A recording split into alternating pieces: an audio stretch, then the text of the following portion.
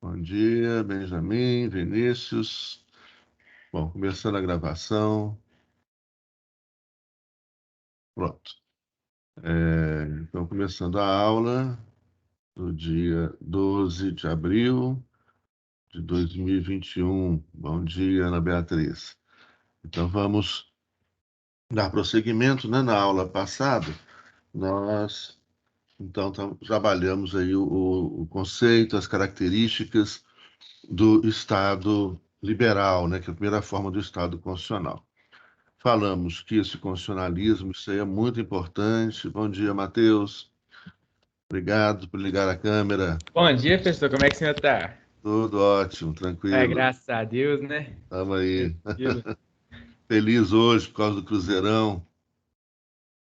Não tem como ficar mais feliz, né, não, Aurorinha? A Aurora tá feliz demais ali, a carinha dela de feliz.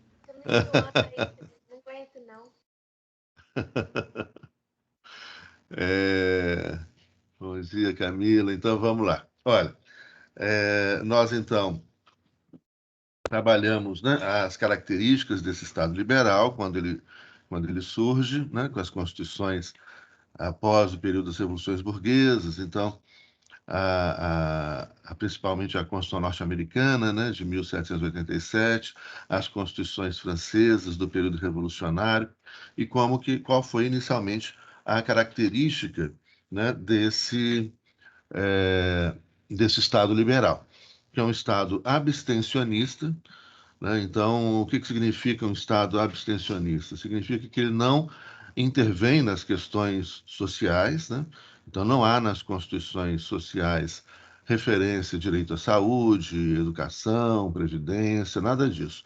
É um Estado que se abstém em relação às questões socioeconômicas, né? Então, ele é chamado de Estado não intervencionista, de um Estado abstencionista. Ele não regula a atividade econômica, ele não intervém na economia, né? E isso é tipicamente liberal, né, daquela época. Então, assim como então o Estado não tem o dever com relação aos direitos sociais, né? Saúde, educação, previdência, nada disso. A ideia central, né, das constituições liberais é que essas constituições afastem o Estado da atividade econômica, né, da vida social. A ideia da Constituição é trazer segurança. Mas vamos lembrar, né, que naquela época, segurança para quem? Segurança exclusivamente para os homens brancos, proprietários e ricos, né? Então, participava do processo político. Nós trabalhamos também o conceito de voto censitário, né, que vem da palavra censo. Participavam, então, do processo político, né, apenas os homens brancos proprietários, na medida da sua riqueza.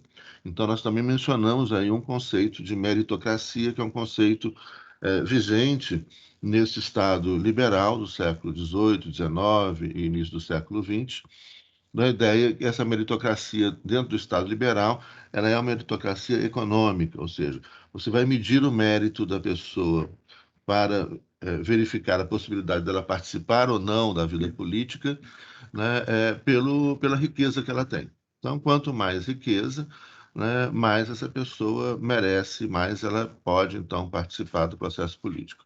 Lembrando, então, que na França, em 1816, nessa Constituição liberal, que marcava na França, naquela época, uma monarquia constitucional, participavam do processo político um a cada 300 franceses, né? No Brasil, também, a nossa primeira Constituição, uma Constituição que estabelece uma monarquia constitucional, né, onde o rei governa com limites numa Constituição, ao lado de um parlamento, né, mas participavam do processo político no Brasil cerca de 1,5% da população brasileira.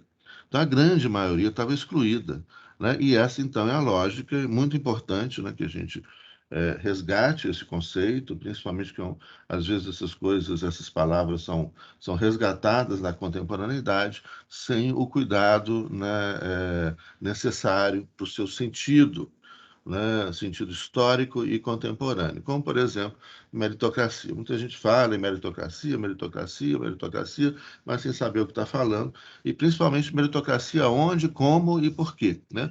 Nós mencionamos, por exemplo, que numa universidade, A universidade ela funciona, e eu acredito que ela deve funcionar dentro de uma lógica meritocrática, mas a lógica meritocrática é a lógica do reconhecimento da carreira, né, do professor, né? Então, ele vai fazer o concurso público, depois do concurso, né, aliás, antes, né, ele faz a sua graduação, depois a especialização, depois o mestrado.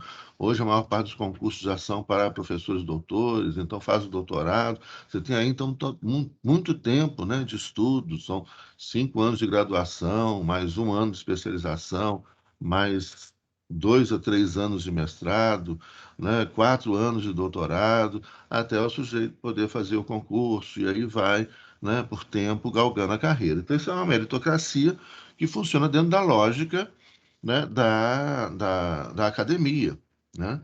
É, Agora, na política, né, e dentro, então, do Estado, a meritocracia ela se expõe à ideia, ela se opõe à ideia de democracia, né, porque ela estabelece uma meritocracia econômica, que é medida pelo poder aquisitivo. E é dessa maneira que funcionava, então, funcionavam os Estados liberais no século XVIII, XIX, até a Primeira Guerra Mundial, quando, então, esse Estado liberal entra em crise e cede espaço a novas formas constitucionais, a novas formas, né, de Estado, de organização do Estado, que nós vamos estudar, né, brevemente. Bom, então, voltando aqui a esse período, esse Estado liberal, então, ele traz segurança para uma parcela, né, pequena da população, e ele não nasce, portanto, democrático, porque ele nasce meritocrático.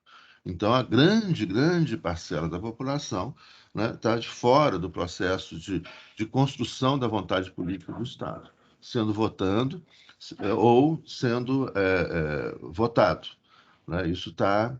E aí, então, o que se chama de voto censitário. O voto censitário, então, você tem alguns requisitos que devem ser cumpridos para que você possa exercer o direito a voto, né? A idade, que é um requisito que existe até hoje, óbvio, né? A nacionalidade, que também é um requisito que existe até hoje, e além desses requisitos, outros que deixaram de existir, né? Como, por exemplo, né, a raça, né? Então você tem a exclusão, só os homens brancos, o gênero, né? O sexo, só os homens votavam, as mulheres não votavam, né? O poder econômico, né? Onde então só os ricos votavam, podiam se candidatar. Eram esses 5 critérios, né? Que variavam de estado para estado, mas que estavam presentes em todas as constituições liberais do século XVIII, século XIX. Portanto, o liberalismo ele estranha a democracia, o que também é óbvio, né? Como eu disse em aulas passadas, é só a gente raciocinar, gente.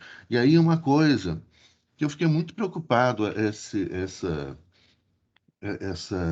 semana, eu recebi uma propaganda de uma palestra que teve, né, na nossa querida PUC, de um italiano assim, que estava falando, né, como estudar menos e aprender mais. Vocês viram isso? Falei, gente, eu falei assim, eu pensei, gente, as pessoas estão enlouquecendo, né? Porque um curso, o curso superior, ele não é um curso de memorização. Não é para vocês ficarem decorando, né? Você fala, professor, você não decorou isso tudo que você está falando? Não, eu li, reli e li, e continuo lendo, e leio todo mundo, mas assim, a gente vai guardar, né?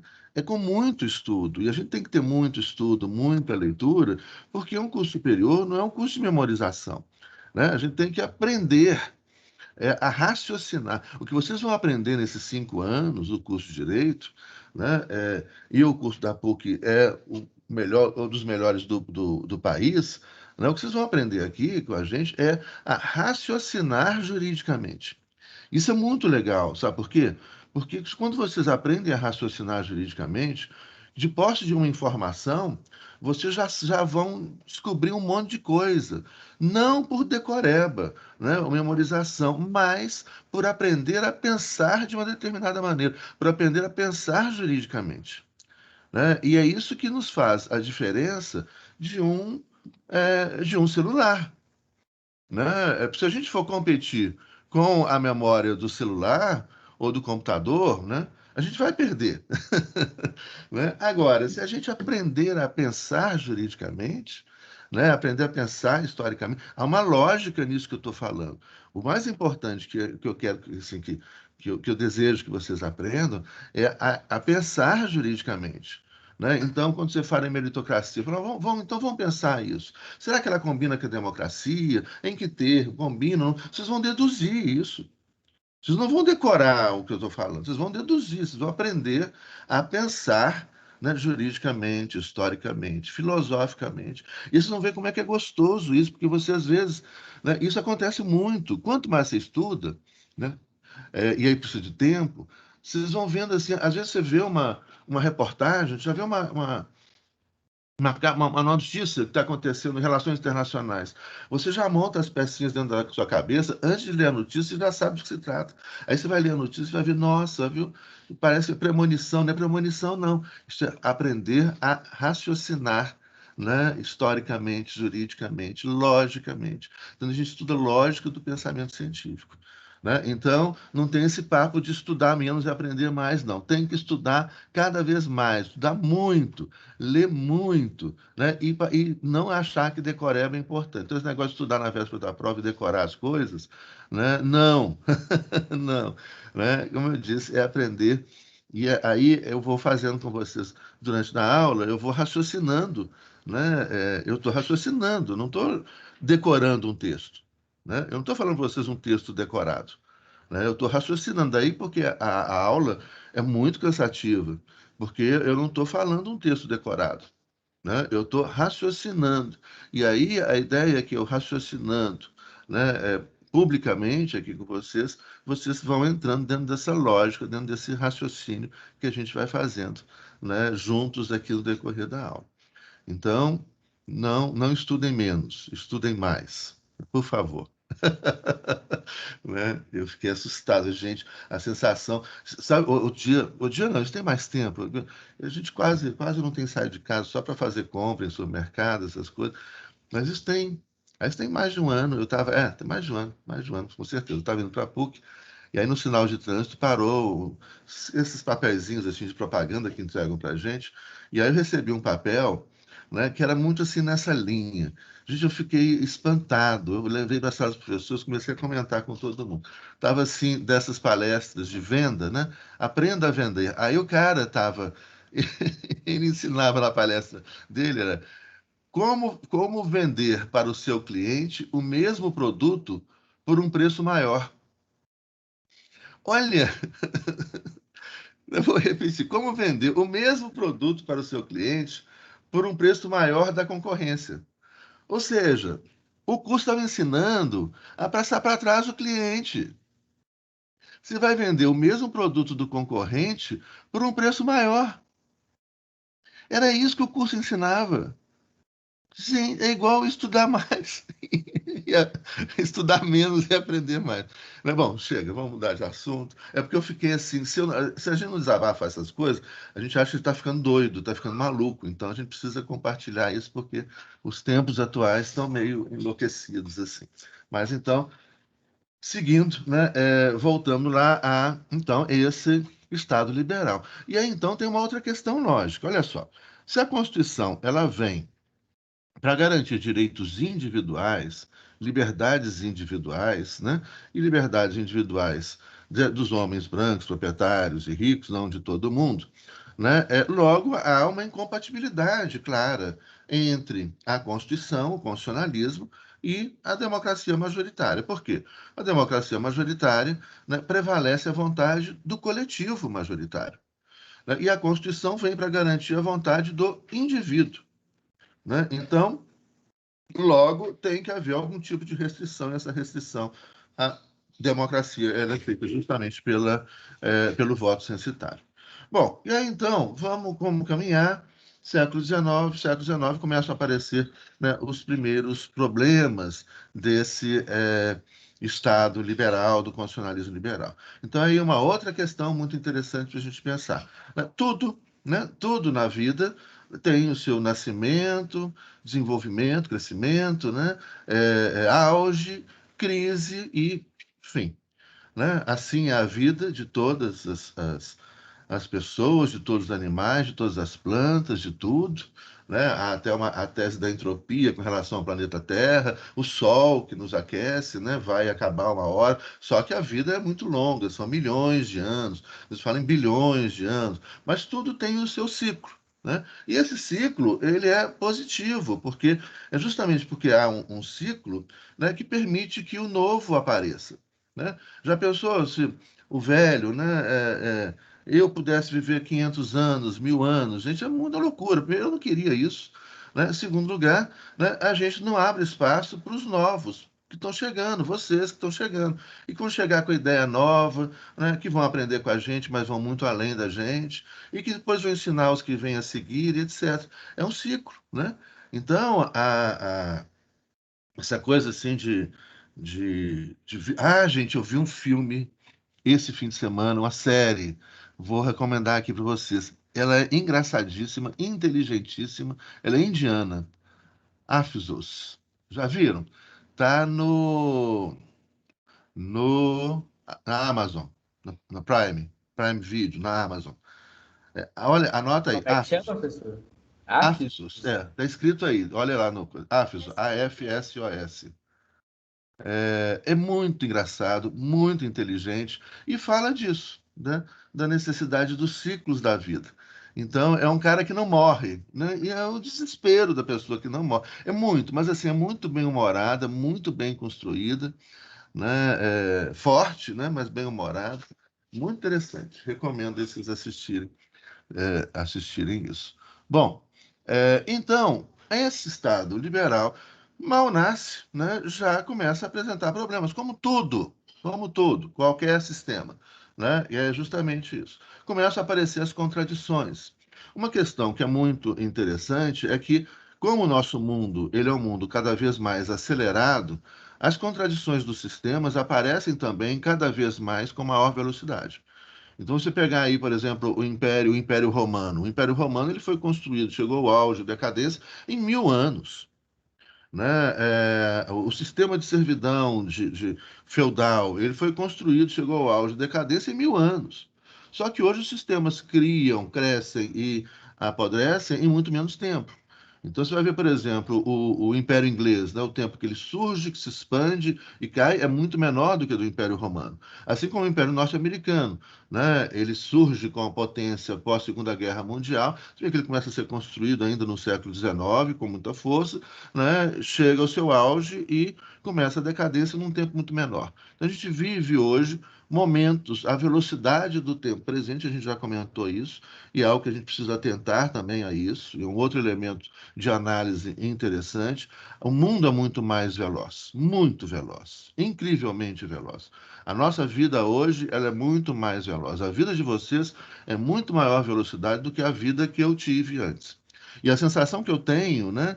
Vocês são muito jovens, talvez não tenham essa sensação. A sensação que eu tenho claramente é que o tempo está passando numa velocidade impressionante. Antigamente era mais calmo. Você sabe até que, olha só que interessante, a velocidade em que as músicas, né, são executadas hoje, inclusive músicas eruditas, né, as chamadas músicas eruditas, Beethoven, Mozart, Bach, né, Bach já é antes, mas Beethoven, Mozart são românticos, né, século XIX, etc.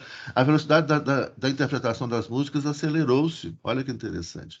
Né? E o próprio planeta tem acelerado, mas isso aí é um fragmento de segundo também, né? Para nós não vai fazer tanta diferença, o que faz diferença mesmo é a forma como a gente leva a vida, que é tão acelerada que parece que ela está passando assim, ó, psiu, né? Rapidamente. As pessoas têm um vídeo interessantíssimo, gente, que mostra, por exemplo, na Tailândia, para um ônibus e aí as pessoas estão no ponto de ônibus, dá aflição, porque elas vão lentamente andando para entrar no ônibus. Aí mostra um ônibus parando no Ocidente, nos Estados Unidos, Brasil, Europa. Né? As pessoas param o ônibus, todo mundo entra rapidinho, entra empurrando, não sei o quê. Né? Na Tailândia, as pessoas andam devagarzinho. Eu ia ter um ataque de nervos, que as pessoas andando devagarzinho para entrar no ônibus, e o motorista do ônibus esperando todo mundo entrar devagarzinho no ônibus. Bom, então, século XIX, as coisas começam a aparecer os primeiros problemas. Nós vamos aqui mencionar três grandes problemas que ocorrem, né, com o liberalismo. Então, entendendo o liberalismo aí como um pacote, né? Nós já falamos, há um liberalismo econômico, um liberalismo jurídico, um liberalismo político, são conceitos distintos, mas que se complementam, né? E que surgem naquele momento. Então é muito importante entender que no século XVIII e XIX, né, o pacote liberal era um pacote completo. Hoje as coisas estão dissociadas, né? A gente já comentou quando trabalhamos o conceito de conservadorismo, liberalismo, ou seja, né? Muitas vezes hoje você tem pacotes onde a pessoa é conservador no aspecto, liberal no outro aspecto, etc. E vai montando assim esse Frankenstein político. Naquela época, não, era um pacotão. Então, daí vinha o liberalismo econômico junto com o liberalismo político, junto com o liberalismo filosófico. Né? E uma coisa não menos importante, o que representa o liberalismo no senso comum para as pessoas naquela época e o que representa hoje, que também são coisas absolutamente distantes, né? E hoje há um distanciamento muito grande, né? Eu mencionei já em outras aulas o Cazuza, suas ideias não correspondem aos fatos, que é justamente isso, né? O conceito das palavras vai se afastando das palavras, né, do conceito originário, assim como as ideias vão se afastando dos fatos, né?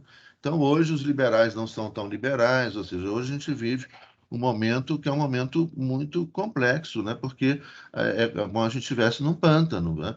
Porque as pessoas às vezes falam que são uma coisa, mas dizem outra, né? Falam uma coisa e fazem outra, defendem ou mentem, etc. Então, fica difícil a gente se orientar, né, no mundo contemporâneo, daí que é muito importante ter muito cuidado, né, e por isso que é muito importante estudar, estudar, estudar, para que a gente não seja enganado. Se a gente só memoriza, de repente a gente memoriza um conceito errado, aí sai repetindo isso, aí acabou.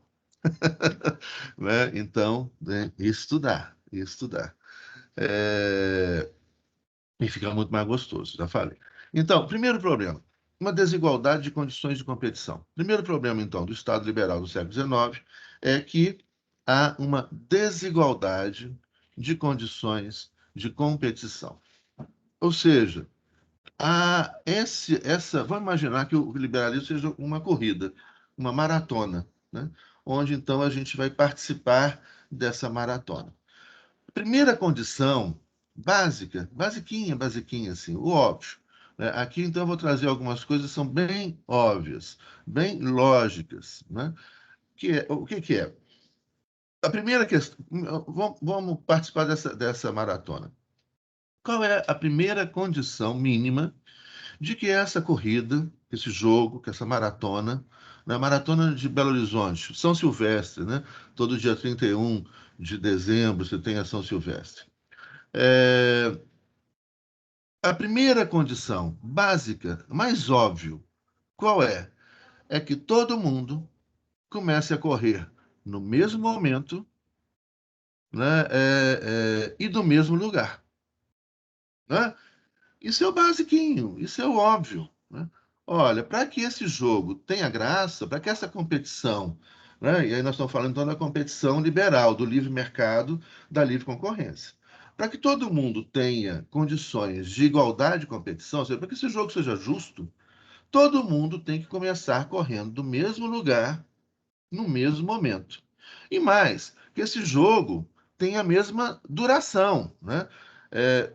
Quando a gente fala no jogo liberal, ele não tem uma duração prevista. Seria, então, a ideia, olha, vamos competindo, competindo, competindo. Não tem um tempo, né, uma medida, mas numa corrida, por exemplo, né, numa maratona, tem uma medida. Ela é de 40 quilômetros, né? Tem a meia maratona, tem a maratona inteira. Então, você vai correr durante 40 quilômetros, você vai sair do mesmo lugar, né, no mesmo momento. Isso é o básico. Depois vão entrar outros detalhes, óbvios, né?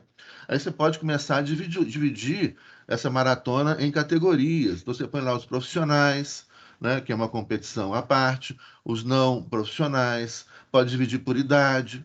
Né? A maratona, por exemplo, é interessante, né? Porque a maratona ela é um esporte, né?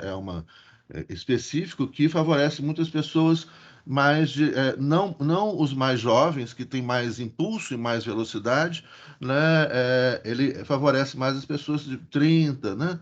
30 e poucos anos, são geralmente os caras que vencem a maratona. Então, você tem uma idade adequada, uma preparação adequada, um equipamento adequado, você tem que dar com um tênis. Bem, tem os caras de onde? Quênia, né? Os quenianos antigamente corriam descalços, né?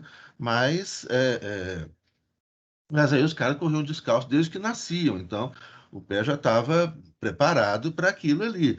Ou já nós colocar um tênis que não dá bolha, um tênis fabricado para o tamanho do pé exatamente. Então, você começa a ter equipamentos adequados, um bom treinador, uma boa tática de corrida, uma saúde, a idade adequada, saúde adequada, preparação adequada, tática adequada. Aí você começa a entrar, então, vários elementos que já vão fazer com que esse jogo se desiguale, mas aí você começa a dividir em categoria, né? É igual, você, por exemplo, no boxe, coloca lá o sujeito, agora não tem mais boxe, né? Agora é MMA, etc. Né? Você coloca lá um sujeito, peso pesado, para lutar com peso pena, não vai dar certo. Né? Ou seja, mesmo que o peso pena seja tecnicamente muito superior ao peso pesado, a possibilidade dele vencer o peso pesado é quase nula. Né? Então, você botar dois boxeadores, Mike Tyson, né, aquele gigante, né, para lutar com o Popó, peso pena, os dois são excelentes boxeadores. Só que o Popó não tem chance nenhuma. Né? Então, entram determinadas, olha, isso é muito importante para a gente entender a lógica da competição econômica. Entram, então, determinados critérios para fazer com que essa competição seja minimamente justa, né? E o pequenininho não seja engolido pelo grandão. Todo mundo começa a correr, então você começa a ter várias diferenciações que têm que ser levadas em consideração, né, nesse jogo econômico liberal. Bom, e por que eu estou falando que esse jogo começou desigual? Esse jogo começou desigual porque alguns começaram a correr muito antes do que os outros. Então, aqui nós já estamos falando da história, né, do liberalismo econômico, especificamente. Né? Muitos autores. Aí, gente, também isso aí não se aflijam com isso. O importante, né, e é daí que não é decorar data, né? O importante, olha, alguns autores vão explicar e vão defender que o capitalismo ele começa a ser construído, né, mesmo antes da modernidade. Então, eu acho que ela é uma hipótese bem razoável, porque é justamente a necessidade de alterar o sistema político, né, jurídico das relações, né, para que o capitalismo frutifique. Então, o fim do feudalismo e o início da construção do Estado moderno é uma necessidade para viabilizar o desenvolvimento do capitalismo. Então, para esses autores, que eu tendo a concordar, depois vou passar um livro para vocês que vai fazer uma história pequena do capitalismo, mas muito bem feita. Né? Ele vai falar, olha, isso aí é século XIII, século XIV, quando começa, então, a criar as condições com o surgimento, e aí que a gente estava falando, né? A gente trabalhou com essa hipótese, dos burgos e dos burgueses. Quando então os burgueses começam a acumular riqueza. E aí vem o Estado absolutista, que protege os burgueses, que vão acumular riqueza, criando as condições para o desenvolvimento da economia capitalista. Tem uma mão levantada aí, gente? Desculpa, eu só vi agora, eu estava distraído aqui. Quem é? Pode perguntar, Bruno. Pode falar. O professor, aqui, Oi. na verdade é só uma dúvida. Você estava falando sobre essa questão do jogo liberal. No caso, assim, você estava tecendo aquelas pessoas que poderiam concorrer nele.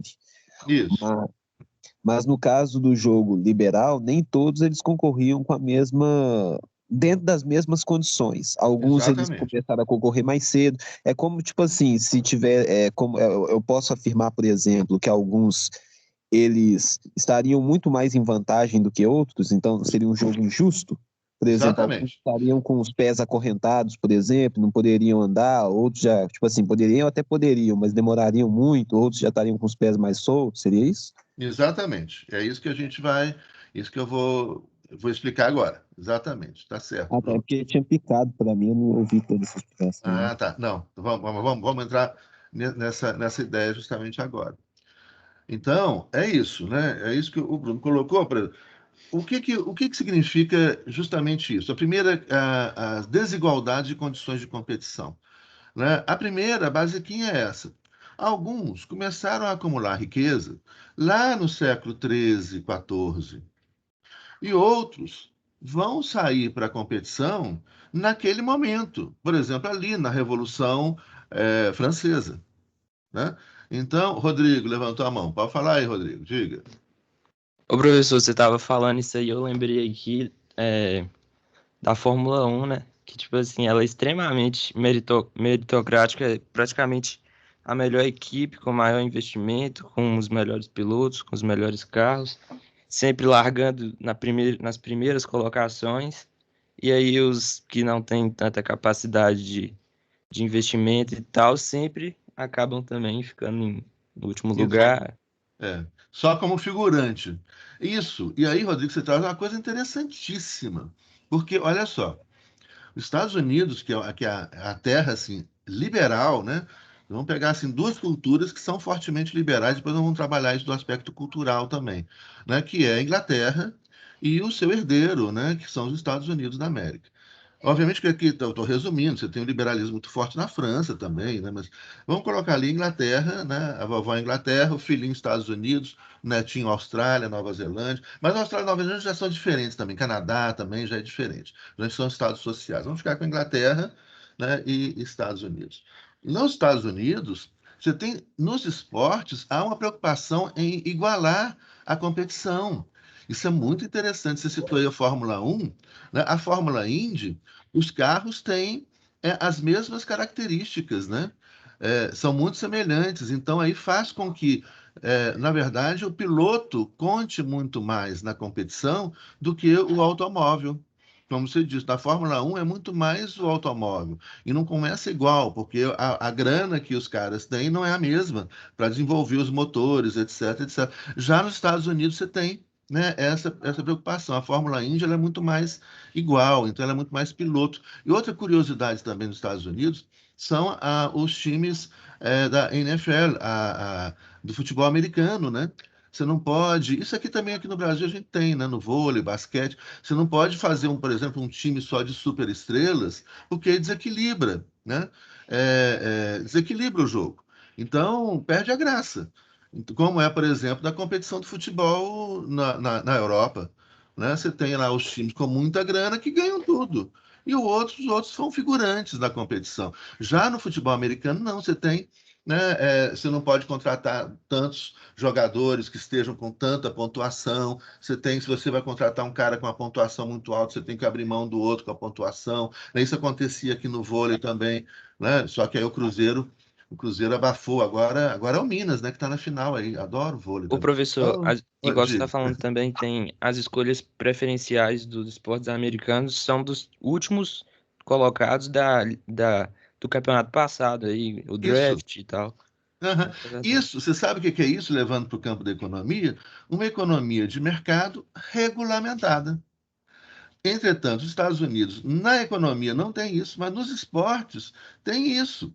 Isso é muito interessante, isso é cultural, muito legal isso. Que é o quê? Você permitir, não é um jogo, não é uma competição, não é pelo mérito, né? Então, vamos permitir que esse jogo, né, seja justo, gente. É isso, essas medidas, exatamente. Você tem até aquele no início lá, tem um sorteio, faz aquela reunião, aquela coisa assim, né, que é uma cerimônia do futebol americano, que é justamente isso. Ó, vamos igualar esse jogo para o jogo ficar interessante e ser um jogo justo, né? E não ficar aquela coisa sem graça onde, né, o Barcelona e o de Madrid lá, como é que chama? Vence em todo o campeonato espanhol. Real Perde a Madrid. graça, gente. Oi? Chama Real Madrid, professor. Real Madrid, isso, Maior Real time do Madrid. mundo. Eu estava com Melhor Atlético também, de claro. Madrid na cabeça. Real Madrid. Né? Barcelona e Real Madrid vão ganhando tudo, de repente vai o Atlético de Madrid ganhar alguma coisa. Né? É igual era o esporte brasileiro no século XXI. Cruzeiro ganhava tudo, 7 títulos nacionais. Né? Aí a gente teve que dar uma chance para os outros vencerem um pouquinho. É isso que a gente está fazendo agora. Mas a partir desse ano agora a gente já vai também, né? Vai ser Série A e depois isso. Entenderam? O que o Cruzeiro está fazendo é dar um pouquinho de graça ao futebol brasileiro. Porque senão, imagina, um time só com 7 títulos só no século XXI. Não é mesmo? Então, você tem que ter igualar um pouquinho o jogo, senão desanima os competidores. Então, esse é o primeiro problema. Né? Se levar, a ideia é muito essa. Não há uma regulamentação econômica. Não há uma economia de mercado regulamentada. Logo, o que vai acontecer na prática, né, nessa competição? Vai existir, então, que os mais fortes, os que saem na frente, né, vão cada vez acumular mais riqueza. Tá? Então, esse é o primeiro problema. E que a gente vai agregar, então, vários outros fatores. Né? Além de, por exemplo, juridicamente, nesse Estado liberal, você tinha pessoas que estavam, é o que você falou aí, tem pessoas que estavam proibidas de competir, porque elas estavam efetivamente com as pernas amarradas, né? Ou acorrentadas. Né? Por exemplo, nos Estados Unidos, no século XIX, você tinha mais de 4 milhões de pessoas escravizadas. Né? Além de uma outra questão muito interessante. Muito interessante. As pessoas, né, você tem características distintas, isso é algo também para vocês colocarem, para vocês pensarem a partir daí, né? Não é para vocês memorizarem minha conclusão, não, mas vocês pensarem livremente sobre isso que eu estou falando, como elemento que vocês têm que levar em consideração para a análise que vocês fazem do mundo real que está à volta da gente. Né? É isso aí. Né? Não é memorizar o que eu falo, não. Eu quero que vocês pensem por conta própria, a partir desses elementos que são fundamentais para a gente fazer a análise. Por isso que a gente tem que estudar muito para a gente ter esses elementos que vão ser fundamentais para a gente fazer a análise. Então, vamos colocando aí, né? E, além disso, gente, então você proíbe um monte de gente de participar da competição. E, além disso, né, esse é um jogo econômico em meio a vários outros jogos econômicos. Vamos voltar, então, para os esportes aqui, para a gente exemplificar o esporte. Né? Você tem um esporte em meio a vários outros esportes. Então, por exemplo, né, você tem determinadas características culturais, né, físicas, né, que vão permitir que determinado esporte em determinada sociedade ele seja mais forte, que determinadas pessoas sejam mais aptas àquele esporte. Por exemplo, eu, quando adolescente, eu cismei em jogar basquete. Meu pai era jogador de basquete, só que o papai era bem mais alto do que eu. E eu tenho 1,70 m. Imagina, 1,70 m para jogar basquete hoje é muito pequeno. Né? Eu posso jogar outro esporte, mas basquete, vôlei, hoje. Até vôlei dá para ser levantador, você pega lá o líbero, né? Dá. Dá para vôlei, ainda dá para ter um de 1,70 m, mesmo assim tem que ser muito bom, né, para jogar ali vôlei. No basquete você tem também a figura do líbero, né? Às vezes aparecem os líberos baixinhos, né? Que a gente mas é isso, é o cara muito, é um no time todo, né? Que é assim, e baixinho não é tão baixinho também. Às vezes você vê lá o líbero baixinho, ele tem 1,80 m, é porque os outros têm 2 metros. Então, você vê. Então você tem algumas condições físicas, características físicas de fenótipo que vão permitir que algumas pessoas tenham sucesso naquele esporte e outras não. Mas a pessoa, então, eu escolhi o esporte errado, eu abandonei o basquete, fui jogar outros esportes que o meu fenótipo permitia que eu tivesse maior sucesso. Né? Então, aí pode, futebol de salão, eu era um excelente goleiro. Agora, eu já não podia ser goleiro de futebol de campo, futebol de salão, nossa, o time que eu jogava ou ganhava ou empatava, né? Porque eu não deixava passar uma bola, não entrava. Aí futebol de salão, handball, aí já dá para ter, você tem um outro fenótipo, né? Uma outra característica. Então, veja bem, isso se aplica também na questão econômica. Né? Nem todas as pessoas têm vocação para determinadas atividades, para determinada regra do jogo, para determinado tipo de jogo. Então, veja bem. Então, olha só, quando você chega e fala, olha, agora, então, no meu país, né? Então, vamos pegar o exemplo dos Estados Unidos. Vamos pegar, agora aqui só tem um tipo de jogo econômico, é esse. Né? Podem participar o quê? Não, as mulheres não, né? Os afrodescendentes não, os indígenas não, mesmo porque os indígenas nem vão querer participar porque a cultura deles é outra, o jogo deles é outro, a forma deles verem a vida é outra, a relação deles com as coisas, com os bens e com a natureza é outra. Né? Então isso não é um jogo para eles, etc. Então esse jogo aqui pode ser jogado por esses. Ótimo. Aí tem lá, então, os homens brancos. Né? Agora, esses homens brancos, aí você tem um problema. Né? Alguns começaram a correr na frente, outros começaram a correr depois. Com relação especificamente aos Estados Unidos, o sucesso do liberalismo nos Estados Unidos se deveu a um fator histórico típico que aconteceu e só aconteceu nos Estados Unidos. Então, pensando na Califórnia, por que a Califórnia chegou a ser a quinta economia do planeta? Ainda é uma das maiores economias do mundo, o estado da Califórnia. Olha só, de forma diferente da Europa, né, e talvez isso explique, então, os esportes e as regras dos esportes da Europa e nos Estados Unidos, de forma diferente, na Europa você tem esse grupinho que começou a correr lá no século XIII, XIV. Né? E aí, então, quando chega na época da Revolução Francesa, né, você tem, então, um momento onde você zera tudo. É o processo revolucionário. Fala, olha, esse sistema aqui, absolutista, parará, primeiro morreu o sistema feudal, depois morreu o sistema absolutista, que é um sistema de privilégios, mais um dado aí importante para vocês pensarem sobre o liberalismo, que é um sistema de privilégios de sobrenome. Esse sistema tem que acabar. Ou seja, esse sistema hereditário de nobreza, onde o sujeito tem riqueza e poder porque ele é filho, neto, bisneto de nobres, esse sistema tem que acabar. Isso é liberalismo. Veja bem, né? Só um parênteses para vocês começarem a aplicar, pensando isso na realidade econômica vigente contemporaneamente, que não é liberal, não tem nada de liberalismo, tem nada de liberalismo.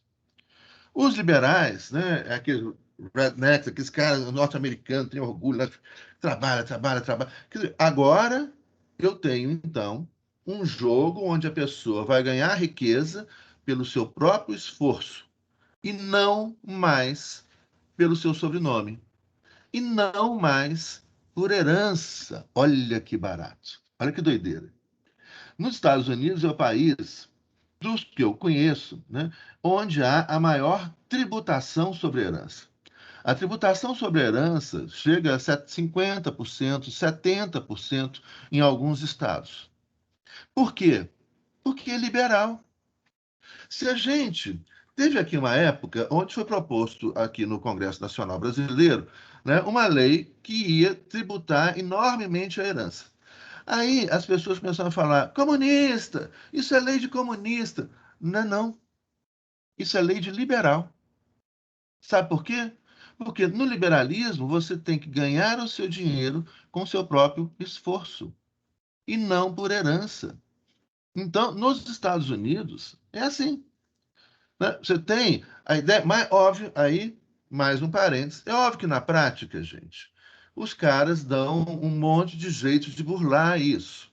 Então aí já é a história que a gente, né, é o real, né? É o jogo real. Você tem o direito, né, tentando manter o jogo liberal e os jogos reais de poder que vão burlando, adiantamento de herança, para lá, passa para cá, etc. Então você tem um monte de mecanismos que vai fazer com que você tenha, inclusive, essas famílias, né, de Rockefeller, né, Rockefeller II, Rockefeller III, né, que é meio uma reprodução da monarquia. É do sobrenome. É do sobrenome. O sobrenome Rockefeller que vai passando de herança para. Isso é monarquia, isso não é liberalismo. Isso é capitalismo conservador, isso não é capitalismo liberal. É importante, vamos pensar juntos, gente. Viu como é que o negócio é pensar, não é decorar? Né? Se decora, a gente não raciocina. E se a gente não raciocina, a gente é enganado. Então vamos pensar, olha, a questão é jogar o jogo e mostrar então o seu mérito nesse jogo. E o mérito não é você ser herdeiro. Daí, então, uma altíssima tributação sobre as heranças. Né? O jogo não tem esse negócio que os liberais vão falar lá no século XVIII e XIX, falar, olha, agora, para ganhar dinheiro, você vai ter que se esforçar. Você não vai ganhar por herança fácil, você não vai ganhar só porque você tem um sobrenome tal, X ou Y, não. Você não vai ganhar porque você é nobre, né? Que é a ideia, então, do sobrenome, né? Você vai ganhar porque você trabalhou e você mereceu, porque você trabalhou muito para conseguir aquilo ali. E você não vai passar isso de herança para o outro, não, porque o seu filho, o seu neto, etc., vai ter que trabalhar também, vai ter que mostrar o mérito dele. É um sistema meritocrático. Olha que interessante, gente. Viu? Aí que as coisas começam a desabar e a gente começa a entender um monte de coisa. Eu falei, gente, então, né? O sujeito que se dizia liberal, ele não é liberal de verdade. Não é. Ele está defendendo herança, ele está defendendo prerrogativas, privilégios, etc. Ele não é liberal. Ele é conservador, ele não é liberal, né? O liberalismo, então, é isso, né? É o não conservadorismo. Vão para a briga econômica. Agora, veja bem, entre essas pessoas que estão brigando é que vai deixar de existir, né, sobrenome. Só que tem aí o problema todo lá no século XVIII, XIX, que tem pessoas que não têm direito nem a ter nome e sobrenome, que são os indígenas, que são os afrodescendentes, que são os escravos, né? E que são as mulheres que vão ter que adotar o sobrenome dos homens, né? Coisa que ainda existe. Eu acho que hoje em dia, né, bom, vocês não estão nem pensando em casar, são muito novos, né? Mas antigamente a gente casava, a mulher carregava o sobrenome do homem. Olha que piração. Hoje em dia eu acho que isso tem desaparecido. Pelo menos nos casos assim que eu tenho visto, assim, ultimamente não tem. Mas era isso. A mulher, ela não tinha direitos iguais ao do homem e a mulher ainda carregava o sobrenome do homem. Né? Então é o homem que comandava. E isso estava expresso no direito de sucessões, no direito de família, vários atos, né, que deviam ser praticados. é, é, é, Vários atos só podiam ser praticados pelo homem, pelo marido no casal. Veja bem, o novo Código Civil, o Código Civil anterior do Brasil, que era do início do século XX, ele vigiu no Brasil até 2003, que é quando entra em vigor o atual Código Civil. Até 2003, no Brasil, o homem era legalmente superior à mulher. Até 2003. É muito recente. Então, nós voltamos aí. Quem é que podia competir no mercado? Por exemplo, se tem várias histórias, hoje tem muitos filmes que relatam, né, isso aí fartamente. As mulheres que queriam participar da vida econômica, queriam participar no século XIX, não podia não. Né? Não podia de jeito nenhum, sem autorização do marido. As mulheres queriam escritoras famosas que tiveram que adotar nomes masculinos para poder publicar seus livros, senão os livros não eram publicados. Século XIX também. Né? Então, veja bem, né? Meritocracia para uns, não para outros, né? Esse jogo complexo com um monte de exceções. Tem uma mãozinha levantada aí, quem é? Quem levantou a mão? Professor, Oi, Bruno, sou diga. eu. Eu só queria te falar uma coisa. Eu percebo essa questão é até engraçado nessas pessoas que defendem herança, né? A pessoa receber herança, ela defende a meritocracia, mas acredita que é justo uma pessoa receber herança, ou seja, receber um dinheiro do qual ela não foi responsável por gerar aquele dinheiro. Mas eu não concordo muito com a ideologia da meritocracia, é porque existem muitas falas, né? Que estão presentes, né, principalmente nas redes sociais, em muitos veículos de comunicação e de informação, que fala: Deus ajuda quem cedo madruga, o trabalho dignifica o homem, e outras falas que estão por aí que você deve saber muito bem, né, deve até saber mais do que eu. Mas a questão não é essa. Eu penso assim, não quer dizer necessariamente, as pessoas tentam associar o sucesso financeiro e pessoal exclusivamente ao tanto de trabalho que foi desprendido por uma determinada pessoa. E não necessariamente é assim. Por exemplo, o Exato. lixeiro, ele é um cara extremamente trabalhador, né? Ele trabalha muito o dia inteiro, ele pode trabalhar a vida inteira dele que ele nunca vai conseguir ficar rico com a profissão dele. Ou então Totalmente de o acordo, operariado de uma Bruno. fábrica, por exemplo, ele pode trabalhar a vida inteira, você concorda? Ele não vai conseguir. Claro, claro. Igual Daí é que o professor também é assim, né, professor? Não, não vai. Ó. Chega a um determinado limite que não vai. Quer dizer, você não é isso. Você está totalmente de acordo. Que aí Assim, é por uma mais que o outra. cara economize, por mais que o cara faça parte dele, ainda mais aqui no Brasil, que a inflação está altíssima, o custo de vida é muito alto, não tem como, assim. Não é nem culpa dele mesmo, assim, muito não. Exatamente, exatamente. E nós vamos ver agora o segundo problema que vai justamente tocar nisso que você está falando e vai jogar por água abaixo essa tese, né? Porque além de excluir um monte de gente na competição, né? Você vê que é uma parcela pequena que participa, né? As condições de competição não são iguais, né? E não há essa relação direta entre o trabalho e o sucesso econômico, né? O que vai fazer, inclusive, com que, em grande medida, né, esse liberalismo ceda espaço a um capitalismo conservador, que é o que existe hoje no mundo. né, as pessoas, muitas pessoas se dizem liberais, mas sem saber muito bem o que significa isso. Mas, do ponto de vista econômico aí, né, as políticas econômicas são ditas como políticas liberais, né, e etc., não são liberais. Então, isso começa justamente, a fake news, né, é a mentira. Né, é a mentira mesmo, é nem fake news, é antes da fake news, é a mentira mesmo. Né, é uma mentira ideológica. Quando você começa a falar, olha, é óbvio que é isso que você tem que diferenciar entre o capitalismo conservador e o capitalismo liberal, né? Que a gente falou um pouco a aula passada e que a gente vai retomar agora como sendo um segundo problema, né, que ocorre com o liberalismo ainda no século XIX, né? Que é essa questão, quer dizer, você tem não é vinculado ao trabalho, né? E principalmente esses conservadores cada vez mais vão explorar o trabalho das pessoas para se enriquecerem cada vez mais. Então isso é muito, muito, muito forte, né? Já no século XIX, onde você tem aí pessoas que trabalham e aí crianças às vezes trabalhando nas fábricas, né? Com 4, 5 anos de idade, né? Você trabalhava 16 horas por dia, tinha fábricas dormitórios, né? É uma hiperexploração do trabalho, onde essas pessoas, justamente as pessoas que mais trabalham, é que não ganham nada. Isso aqui é essa mitologia, isso é uma mitologia do trabalho. Né? Essas frases assim de efeito, né? Deus, não sei o quê, que é quem cedo madruga, né? Não sei o que, trabalho dignifica o homem. Gente, o trabalho no século XIX, e ainda hoje, né? Você volta a condições precárias de trabalho em vários lugares do mundo, né? Especialmente aqui Brasil e Estados Unidos, né? O trabalho não tem dignidade nenhuma ali, né? Você tá arrancando a alma do sujeito, matando, acabando com a saúde da pessoa, né? Obrigando a pessoa a trabalhar 14 horas por dia, 16 horas por dia, mas o tempo que essa pessoa fica, né, apertada, né, no ônibus, né, tendo que agora respirar vírus, etc., muitas dessas morrendo. A maior parte das pessoas que morrem são as pessoas, né, que são obrigadas a trabalhar, né, senão morrem de fome, são obrigadas a ir no seu trabalho, enfrentar o transporte coletivo de qualidade ruim, etc. Então é tudo muito desigual, que faz com que esse discurso liberal, o liberalismo efetivamente, né, aquele liberalismo do século XVIII, XIX, ele morre ali na Primeira Guerra Mundial.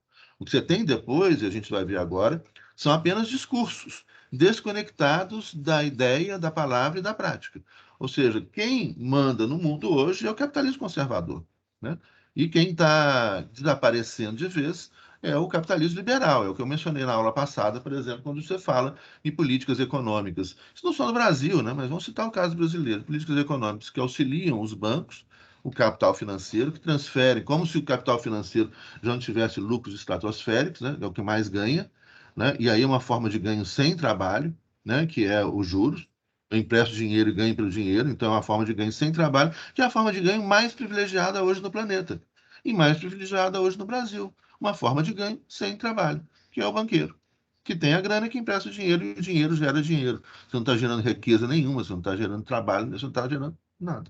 Mas vamos por partes, nós vamos chegar nisso aí. Então, qual é o primeiro problema? Então, é a desigualdade de condições de competição. Esse jogo não começou igual. As pessoas não começaram correndo no mesmo momento. Algumas pessoas já saíram lá na frente, enquanto a maior parte das pessoas estavam lá na linha de partido. O jogo começou desigual. E não havia condições de igualdade de competição, ou seja, enquanto um estava correndo descalço, né, o outro estava correndo com equipamento sofisticado, etc. Então, o jogo começa desigual. O segundo problema que ocorre no século XIX, então, é que é justamente isso. A postura conservadora. Tem uma outra mãozinha levantada, é a Aurora. Pode falar, gente. Ô, gente, se eu não ver, vocês podem falar, porque Pode às vezes eu deixar, estou professor, que eu acabou distraído de aqui pensando não responder. ver. Ah, é? Ah, então tá bom. Sim, Respondi? Professor, mas eu tenho uma obrigada. dúvida então vou roubar o espaço dela. É porque Diga. você falou que no sistema liberal eles são contra a herança. Então, o que acontece com o patrimônio da pessoa quando ela morre? Ah, vai para o Estado, vai. É atributo. É atributo. E Vai aí tudo o pro Estado, Estado, então. mas veja bem, mas aí o Estado, ele atua, isso é um ponto importante. O Estado atua, né, a tributação é altíssima, isso vai para o Estado, mas o Estado atua para criar condições fáticas, reais, de desenvolvimento do livre jogo de competição. Então, qual que é o papel do Estado? O Estado norte-americano é muito mais forte que o Estado brasileiro. Né? Aqui você tem, eu mencionei ontem, aqui no Brasil você tem o quê? 3, 4% da população de servidor público, nos Estados Unidos são 13%. E outros, qual que é o papel do Estado? O papel do Estado é manter a segurança, né, interna e externa. Então, a segurança externa, você imagina o orçamento público dos Estados Unidos com relação à segurança externa, né? A soberania, a manutenção da soberania, Forças Armadas, né? É enorme, é o país que mais gasta disparado no mundo.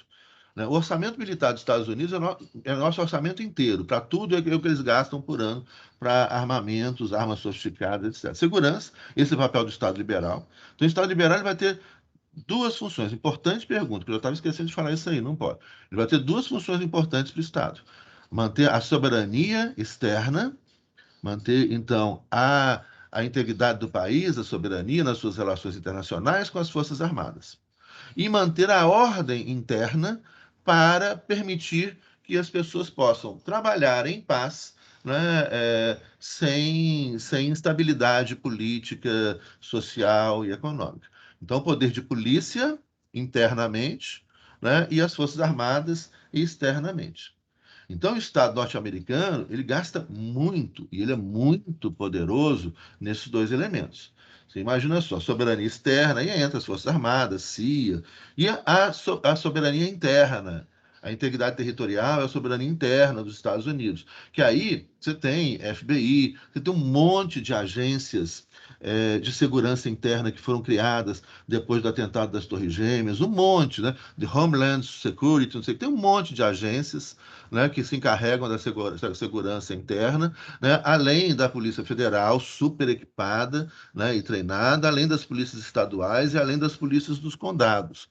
Então, aí, você tem ali muito servidor público, né, nas polícias do condado, que seria a nossa guarda municipal aqui, guardada as devidas proporções. Lá tem a figura do xerife, o xerife é eleito pelo povo. É diferente, mas guarda algumas semelhanças remotas. Você tem a polícia do Estado, a polícia estadual, né, tem a polícia federal, né, e que guardam, então, a ordem interna, a proteção à propriedade, a segurança das pessoas, etc. Então, isso é Estado. Isso é tudo Estado. E é muito Estado. Né? E, além disso, o Estado tem uma outra função que ele vai usar esse dinheiro nessa função, que é o que marca, por exemplo, é, é o que chega uma mensagem aqui, me distrai, gente. Eu tenho que tirar essas mensagens que vão chegando aqui. É o que guarda, por exemplo, o que foi o New Deal nos Estados Unidos na década de 1930, 1933, com Roosevelt. Né? O Estado ele vai ser encarregado, então, de investir em infraestrutura. Né? Infraestrutura que, inclusive, passa pela ideia de segurança interna e segurança nacional. Por exemplo, geração de energia elétrica. Né? Isso aí é algo de segurança nacional. Se você fica sem energia, acabou a economia, acabou o país, né? Imagina, uma semana sem energia. Né? E por isso que os caras brigam o mundo inteiro, porque o mundo inteiro vive brigando tempo atrás de energia, né? Atrás de petróleo e outras coisas mais. Energia, então, investimento em energia, construção de hidrelétricas, né? Investimento em outras formas de energia limpa, etc, etc. Mas, professor, num Estado liberal, o certo não seria o Estado não intervir nisso, porque seria criada uma empresa, por exemplo, a CEMIG, que faria isso? É, não. Veja bem, essa é a infraestrutura. Polícia e Exército. E a infraestrutura básica, ela tem que ser pública. Inclusive, você tem uma coisa muito interessante que é muito diferente aqui no Brasil.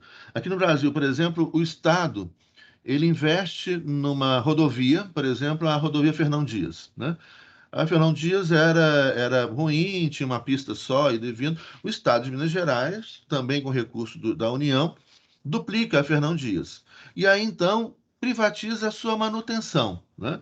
Então, você tem aí o pagamento de pedágios, o que é muito comum nos Estados Unidos. Nos Estados Unidos é diferente. por exemplo, no século XIX, mas isso também no século XX até hoje. Você tem o que eles chamavam, era uma união de cidadãos, por exemplo, você construi as ferrovias no século XIX. Você tem ferrovias dos Estados Unidos que cruzam os Estados Unidos em todas as direções e que ligou o que é fundamental para o desenvolvimento norte-americano da costa leste para a costa oeste. Então, você tem ferrovias que vão cruzando todos os Estados Unidos, né? Isso é fundamental para o transporte, para o desenvolvimento econômico, né? Rodovias, ferrovias, estradas vicinais, para a produção agrícola, para a produção industrial, para circular a riqueza, para o comércio, né? Então, você tem que ter investimento nisso. Então, eles faziam, né, tipo um chamado público, né? Onde então cidadãos falaram: olha, eu quero um grupo de cidadãos que tope construir a ferrovia no trecho tal. Então eles se apresentavam lá, participavam de uma licitação pública, construíam essa ferrovia. Mas essa ferrovia pode ser explorada durante algum tempo por aquela iniciativa privada, mas depois vai para o Estado. Então você tem um investimento privado, né? A rodovia, a ferrovia permanece durante algum tempo para repor esse investimento, ou seja, para trazer o lucro, porque senão você não tem investimento privado sem lucro, mas depois passa para o Estado, porque é algo de segurança do Estado. E a propriedade é do Estado. O Estado pode, de novo, permitir que ela seja explorada por mais tempo, desde que você invista. Então, lá o investimento é privado, a manutenção é privada, mas vai para o Estado. E é do controle do Estado, porque é segurança nacional, né? Aqui não, aqui investimento é público, depois é exploração privada. E você tem distorções graves, né? Por exemplo, você vê o caso da Fernão Dias, ela é uma rodovia que tem até o pedágio, é bem razoável, está R$ 4,30. Mas quando você entra em São Paulo, os pedágios passam para R$ 15, R$ 20, R$ 25. Aí já é ganhar dinheiro sem trabalhar. O investimento foi público, quem construiu a rodovia foi o Estado, e quem está explorando, né, a rodovia é a iniciativa privada, ganhando uma fortuna, parece cartório. É um capitalismo cartorial. Não, você corre o risco, você investe com dinheiro privado, né? Você vai ter o seu lucro durante algum tempo, depois isso, né, vai para o Estado, que pode, de novo, né, conceder a exploração disso para sua manutenção durante algum tempo, etc. Então, você tem setores, né, que são setores sob o controle do Estado, assim como determinadas. Veja bem, se você fosse imaginar, vamos pegar um caso aqui interno no Brasil. A Votorantim, por exemplo, ela construiu algumas hidrelétricas, mas ela construiu hidrelétricas para as suas próprias empresas, para gerar energia para as suas próprias empresas. A CEMIG privatizada, por exemplo. Você privatiza a CEMIG, você vai ter uma empresa que vai ter que funcionar com base no lucro. Não interessa essa empresa, por exemplo, investir em eletrificação rural em determinadas regiões do Brasil, de Minas Gerais, extremamente pobres, onde a população não tem como pagar aquele investimento que foi feito lá. Isso só pode ser investimento público. E, entretanto, é importante para o Brasil que você tenha energia elétrica em todos os municípios, inclusive para levar o desenvolvimento econômico para todos os municípios. Né? Que você tenha uma rodovia para chegar lá a mercadoria para aqueles municípios, naquele município pobre. Né? Você está levando lá, então, determinados bens, leva investimentos, você tem comunicação agora, né? Passa a ter enfim, e-mail, parará, passa a ter luz elétrica. E aí, com isso, você está levando desenvolvimento econômico. E isso só o Estado vai fazer, não interessa ao setor privado fazer. Né? O que a gente mencionou, por exemplo, também na aula passada com relação à saúde. Né? Uma coisa muito básica, interessantíssima, que agora revelou-se, né, para o mundo inteiro. Né? Os estados que dão conta de responder, né, ao desafio da pandemia com eficiência são os estados fortes, com saúde pública. Né? A saúde privada não dá conta disso. Não dá conta por quê? Porque não interessa. Não interessa. Veja bem, você tem nisso, pegar o exemplo norte-americano, né? Que agora os Estados Unidos está vacinando 5 milhões por dia, porque o Biden entrou e falou: o Estado americano vai bancar isso aqui, ó. Pum. E aí caiu a morte. É o Estado. Né? Porque é óbvio que não interessa isso para a iniciativa privada. Né? Você imagina lá, um setor nos Estados Unidos, você começa muda a lógica do investimento privado na análise de saúde, né? Isso tem mudado, isso vai mudando sempre, e a lógica é sempre isso, né? Como aumentar o lucro, né? Como aumentar o lucro. E esse lucro vai aumentar, muitas vezes, a custo da perda da qualidade do sistema e da própria segurança do sistema. Vamos supor que você tem um hospital privado, onde nesse hospital privado, vamos colocar ali 100%, no hospital privado, né, os leitos estão ocupados, em média, né, 80%. Né? O pessoal em enfermagem, em médicos, então, né, tem uma ocupação, em média, de 80%. Olha, esse hospital está funcionando, está ótimo. Só que você começa a criar a lógica da ganância, que é muito tipo do sistema, né? Olha, eu tenho 20% aqui do pessoal ocioso, 20% aqui do CTI ocioso. Isso é gasto para mim, isso diminui os meus lucros. Como é que eu vou aumentar os meus lucros? Demito, né, 20% dos médicos. Aumento o trabalho daqueles 80% que agora começam a trabalhar no limite. Isso que eu estou falando, gente, é o real, não é assim, hipótese. Isso é o real. Isso é o que acontece o tempo todo nas empresas privadas. Então, eu não posso trabalhar com pessoal ocioso. Né? Até no passado você já teve isso, agora não tem mais isso, não. Eu não posso trabalhar com leitos ociosos. A manutenção, equipamentos caríssimos. Né? Esses equipamentos são fabricados, né, principalmente na Alemanha, caríssimos esses equipamentos médicos. Como é que eu vou manter isso? Né? Não, então se eu tenho 20%, né, de leitos não ocupados, né, de CTI, eu vou fechar esses leitos. Vende equipamento, aumentei meu lucro, maravilha. Aí vem uma pandemia, não tem leito. Óbvio que não vai ter leito, porque isso não é algo da vocação da iniciativa privada, pelo amor de Deus. Pelo amor de Deus. Não é. Você pode até ter, como por exemplo na Suíça. Na Suíça você tem os hospitais privados e hospitais públicos. Mas sabe como é que funciona na Suíça? Na Suíça tem vaga, leito sobrando para todos os suíços no hospital público de qualidade e gratuito. Agora, se eu sou um sujeito muito rico e eu quero ficar num apartamento grandão, levar meus familiares para lá, tem apartamento até com vista para a montanha gelada, né, com banheiro de hidromassagem, tem isso.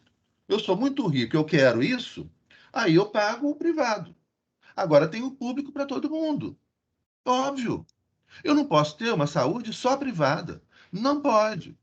Mas aí entra o que a gente está vivendo na praia. O que a gente vive na praia? Essa briga, essa luta, essa guerra, né, entre uma ganância desenfreada, onde o setor privado quer ganhar mais, mais, mais, mais, mais, mais, mais, e as pessoas que se danem. Né? Então você pega hoje o melhor setor de saúde que existe no mundo, melhor saúde que existe no mundo, né? A Suíça, que eu mencionei, que sobra vaga, né? E que eles têm uma qualidade, a Suécia, que é considerado o melhor do mundo, e outros estados da Escandinávia, onde é 97%, 100% público, estatal e gratuito. Saúde tem que ser pública, estatal e gratuita. Você pode ter até a privada, isso. Para aquele sujeito falar, eu tenho grana, está sobrando, quero pagar porque eu quero ter um conforto a mais. Então, bom, paga. Né? Agora, tem que ter o público para todo mundo. Então, isso é essa questão. Não vamos imaginar, então, se tem o Estado norte-americano, ele é muito mais forte que o Estado brasileiro. E essa coisa de falar que no Brasil tem Estado demais é mentira. E é uma mentira grosseira. Ela é grosseira. Ela é de má fé. E aí basta pegar os númerozinhos ali que a gente vai percebendo isso. E pensar, gente. E pensar. Olha, é isso que eu acabei de falar com vocês. Que não é memorizar. Eu estou implicado com isso, gente. Isso me incomodou tanto. Né? Não é memorizar. Não é memorizar. É pensar. Né? Olha, se vocês pensarem sobre a lógica do sistema, vocês vão ver. Ué, não pode. Não pode funcionar assim. Né? Não vai funcionar dessa maneira. Então, o que a gente precisa é pensar e não memorizar. Pensar, raciocinar, né, logicamente, com os dados, se debruçar sobre os dados, pensar com liberdade, sem preconceito, sem essa bobajada de que tudo é comunismo. Para com essa bobajada, pelo amor de Deus. Pelo amor de Deus, isso é uma bobajada sem fim. Né? Economia, política, não é jogo de futebol. Então a gente tem que raciocinar, pensar, né, pegar os dados e falar, olha, não, realmente não tem lógica. A não ser que eu ache, né, isso aí já é uma outra questão, a não ser que a pessoa ache que efetivamente você tem pessoas que são dispensáveis. Né? Eu recebi um negócio, eu não sei se deve ser fake news, se bem que assim que eu. Vocês receberam isso, gente? Tem tanta fake news que a gente tem que tomar muito cuidado. Mas essa aí, se for fake news, não tem problema não, porque é completamente como eu falo, inofensiva. Né? Então, que eles falam que o príncipe Philip disse, mas eu recebi de uma amiga minha que eu confio muito nela, mas às vezes passa. Ela falou que o príncipe Philip teria falado em 1980 que quando ele morresse ele queria voltar um vírus mortal para ajudar a reduzir a população do planeta. Não sei, é bem possível, porque esses caras são nazistas, o Philip especialmente era um playboy, né, que nunca trabalhou na vida, ficava lá, né, mas, a não ser que a pessoa pense isso, tem muita gente que pensa isso. Muita gente acha, não, vamos matar aí, deixa morrer uns 500 mil brasileiros aí, é bom que diminui, né, a população, diminui o custo da previdência social, diminui o peso sobre a saúde pública. Tem gente que pensa assim. Mas então são pessoas com outra ética, com outra moral, né, com outra religião, a religião do capeta, não pode ser cristão pensando assim, né? Então, isso já é um outro debate. É um outro debate que está no plano, assim, inclusive, de uma moralidade individual. É o nazista. Isso que os nazistas pensaram. Vão matar todos os judeus. Vão matar todos os ciganos. Eles chegaram... Eu estava relendo, que eu estou acompanhando essa questão dos conflitos na Ucrânia, né, diariamente. Então, voltei a estudar aqueles estados ali. E eu estava lendo sobre a Geórgia, né? Li sobre a Ucrânia, sobre a Geórgia, estava estudando sobre a Geórgia. E a Geórgia, na Segunda Guerra Mundial, os nazistas invadiram a Geórgia, eles destruíram. A Geórgia tinha, na ocasião, 290 cidades, seus 290 municípios. Os nazistas destruíram integralmente 209 cidades e mataram toda a população dessas cidades. Pois estuda o que foi na União Soviética, os nazistas mataram mais de 20 milhões de pessoas. Eles chegavam na cidade pequenininha, mas saía atirando todo mundo, o que restava botava a população pequena, né, dentro da igreja, botava fogo na igreja. Ou botava dentro do estábulo, botava fogo no estábulo. E matava todo mundo, e prosseguia. Matava a cidade inteira. Isso é o nazismo, né? Então, eles mataram mais de um terço da população da Geórgia. Então, é isso, gente. Tem gente que defende isso. Mas aí eu não gostaria de conhecer essas pessoas que defendem isso, não. Né? Que defendem a morte das pessoas, etc. Isso aí é o capeta. Né? Aí é o mal mesmo. Aí é o mal. Então, mas aí já é uma outra discussão. Já é uma discussão psicanalítica, né? Uma discussão teológica, né? Uma discussão ética, moral, etc. Mas aí já, né? A gente vai para um plano terrível. Então, se a gente defende a vida, né? Se somos cristãos, né, pessoas que defendemos a vida, etc., aí, se a gente raciocinar em prol da vida, a gente vai chegar a várias, e sem preconceitos, né, a gente vai chegar a várias conclusões a partir dessas informações que a gente vai adquirindo. E não precisa memorizar, gente, não é decoreba. Vocês viram que isso me atingiu profundamente. Eu acho que eu tenho que ir fazer uma sessão de análise para tirar isso dentro de mim. Isso me machucou Você vai profundamente. ter que ir no psicólogo para tirar esse teu coração. Vou, gente. Isso machucou. Né? Quando fala como estudar menos e aprender mais, não, pelo amor de Deus, não. Estudem mais, gente. Estudem muito. Bom, e aí então, esse é o segundo problema. Qual é? Óbvio, e aí a lógica do sistema também. Vamos lá, na lógica do sistema. Não precisa memorizar, é a lógica do sistema.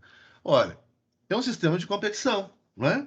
É um sistema onde a pessoa tem que trabalhar, mostrar seu esforço, etc., de competição, né? Meritocrática, e o sujeito está lá, então, competindo, né? Ganhando o seu espaço no mercado.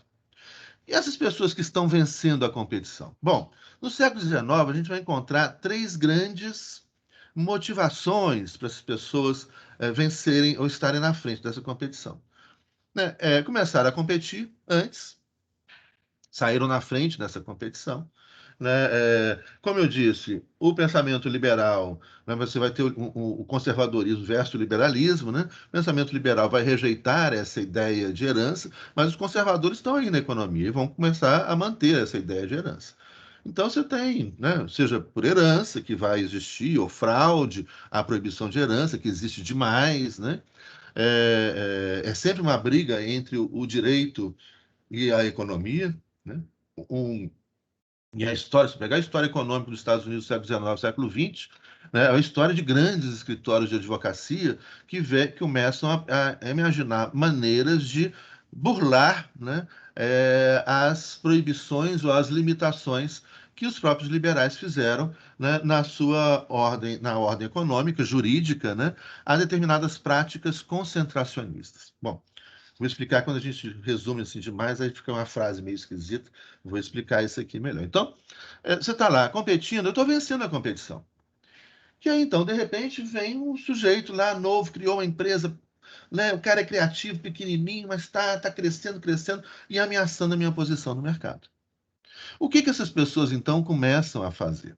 Veja bem, né? Meu professor, meu concurso lá atrás, para professor do UFMG, da PUC, foi em Direito Econômico. Né? Depois que eu fui largando um pouco o campo da economia, fui para outras áreas, para psicanálise, conjunto com o direito, né? Com a ideia da diversidade e mais, né? Mergulhado mesmo na teoria do Estado, no direito constitucional. Mas o meu professor de direito econômico, no mestrado, doutorado, o professor Washington Peluso, Albino de Souza, ele falava, gente, a economia liberal, infelizmente, ela foi criada para pessoas com asas brancas, ou seja, anjos, pessoas eticamente desenvolvidas.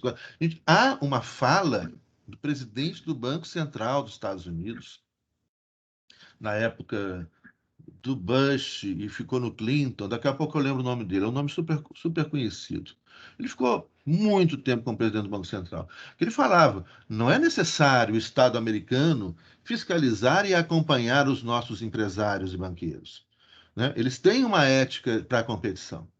E aí o cara, no final, quando ele sai da presidência do Banco Central dos Estados Unidos, ele fala, né? Errei, estava equivocado. Esses caras não tinham.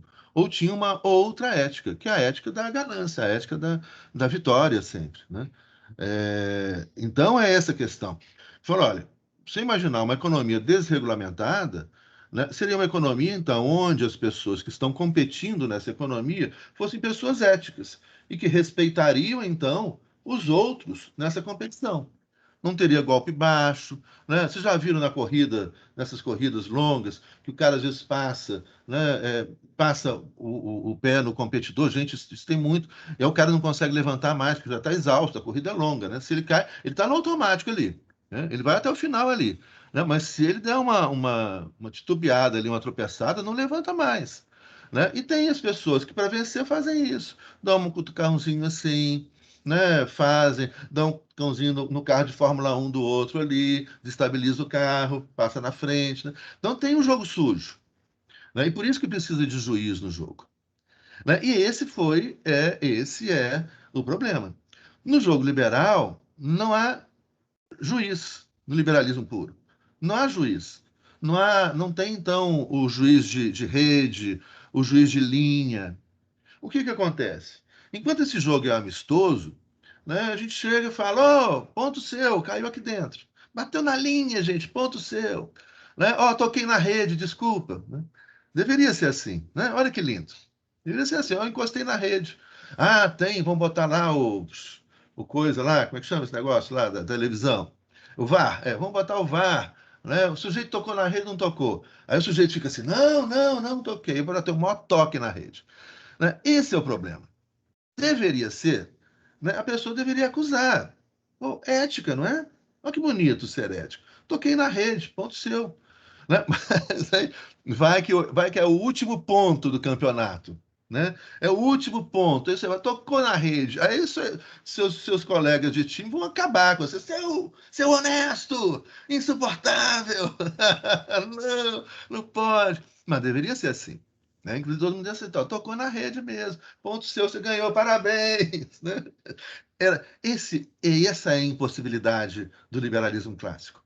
É que as pessoas, enquanto for um jogo amistoso, entre colegas, amigos, né, colegas de turma e tudo, a gente vai, não tem juiz de linha, né? A gente não vai fazer um jogo de vôlei, vai botar, né, 4 juízes de linha, 2 juízes de rede, não vai. Né? Só que quando começa a valer alguma coisa, valeu o campeonato mineiro, valeu o Campeonato Brasileiro, final do Mundial. Ah, gente, aí o sujeito não vai ver se a mão tocou não sei aonde, se a bola foi dentro ou se foi fora. Não vai. Tem que ter um juiz do jogo, né? Senão vai ser no grito. E aí começa, aí vai ser na guerra, né? Briga, aí começa todo mundo se bater. Tem que ter o juiz do jogo. E a ideia do liberalismo clássico era essa: não tem juiz do jogo. O Estado não pode regulamentar a atividade econômica. O Estado não pode exercer a atividade econômica. Só que muito precocemente, nos Estados Unidos, isso em 1890, o Estado norte-americano, o Congresso norte-americano vai perceber, não, tem que ter juiz nesse jogo. E aí começa então a estabelecer as primeiras leis de direito econômico, que vai chegar e falar, olha, não pode fazer isso. Se fizer isso, a sua empresa vai ser multada. Se você insistir em fazer isso, né, a sua empresa vai ser fechada durante tantos dias. Se você reincidir nisso, a sua empresa, ó, acabou. Fechou para sempre, portas fechadas. Ou seja, começa a surgir um direito penal econômico. Começam a surgir penalidades. E isso começa a ser levado ao judiciário, ou seja, o Estado passa a ser juiz desse jogo econômico para evitar abusos do poder econômico. Esse conceito vocês vão estudar ainda em direito econômico. Abuso do poder econômico. Por quê? Porque as pessoas não são anjos, infelizmente. Eu sou o maior defensor de uma sociedade ética. Eu acho que a gente tem que investir, eu acho que vocês, a geração de vocês, tem que acreditar que será possível, sim, um dia a gente construir uma sociedade ética, onde não seja mais necessário o direito penal, não é? A repressão, o controle. Mas agora eu posso estar sonhando, viajando na maionese, mas eu defendo isso, eu defendo a ética, né? E eu acho que a gente tem que apostar na ética. Não é só apostar no direito, não. Porque se a gente também esquece a ética e aposta todas as fichas no direito, aí vai virar o quê? Aí vai virar um hiperestado que proíbe tudo, que fiscaliza tudo, que olha a nossa vida. É o que está acontecendo hoje na Inglaterra e Estados Unidos. É um hiperestado. Tem câmera, tem 3 câmeras em cada esquina da City de Londres. O cidadão inglês ele é vigiado 24 horas por dia. Câmera, câmera, câmera, câmera, câmera, câmera, câmera. Não, por que que é isso? É uma desconfiança. Eu falo, olha, se eu não vigiar aquela pessoa vai fazer bobagem. Então eu vou entupir a cidade de câmera, né? É Londres hoje. É o Reino Unido hoje, é os Estados Unidos hoje, é a China hoje. Né? E mais interessante, aí fala democrata, não democrático. A democracia vai sendo restrita, é controle, controle. E a tecnologia controla a gente o tempo todo. Então, se a gente apostar só no direito, nós estamos perdidos. A gente tem que apostar na ética. A gente tem que ser capaz de voltar a confiar nas pessoas, né? Só que aí o liberalismo partiu desse princípio. Falou, olha, não precisamos de um juiz. Não precisa do Estado. Né? Enquanto discurso, gente, e aqui só mais uma coisa, né? Vamos pensar, né? E não memorizar. Vamos pensar o seguinte: nós estamos aí falando de pessoas de carne e osso, lá no século XVIII, XIX. Então, essas pessoas têm desejos, tem pessoas honestas dizendo desonestas. Então, no meio disso tudo, vai ser uma confusão das pessoas, né? Então, nessa coisa assim, limpinho, alguns já pensaram, falaram, não, eu vou defender a não intervenção, porque isso vai permitir que eu ponha a mão no dinheiro mesmo, pronto. Não achar que as pessoas são santinhas, tem de tudo, né? Tem pessoas éticas, tem pessoas não éticas, tem pessoas mais ou menos, né? Tem de tudo, naquela época e na época de hoje, né? Então, você está falando isso. Não há, então, um Estado regulamentando a atividade. Né? Isso, então, o que começa a acontecer? Essas pessoas que estão vencendo a competição, elas começam a desenvolver mecanismos econômicos para manter a sua posição no mercado. Óbvio, né? Óbvio. Veja bem, a regra do jogo gera competição, gera vontade de competir, eu tenho que vencer. Olha, aí eu chego e falo, ó, venci, estou na frente. Agora vem aquele sujeito lá atrás, né, querendo pegar meu espaço no mercado. O que eu vou fazer? Né? Ele vem me ultrapassar aqui na Fórmula 1. O que eu vou fazer? Vou fechar a passagem dele. Vou tentar jogar ele para fora da pista. Eu vou fechar a passagem dele. Ele pode estar com o motor melhor, o carro rendendo melhor. Eu vou o tempo todo fechar para não deixar ele passar. Ah, mas ele tem mais mérito. Olha só, o carro dele está melhor, ele é o melhor piloto, isso aqui. Eu vou fechar a passagem dele. Não vou deixar ele passar.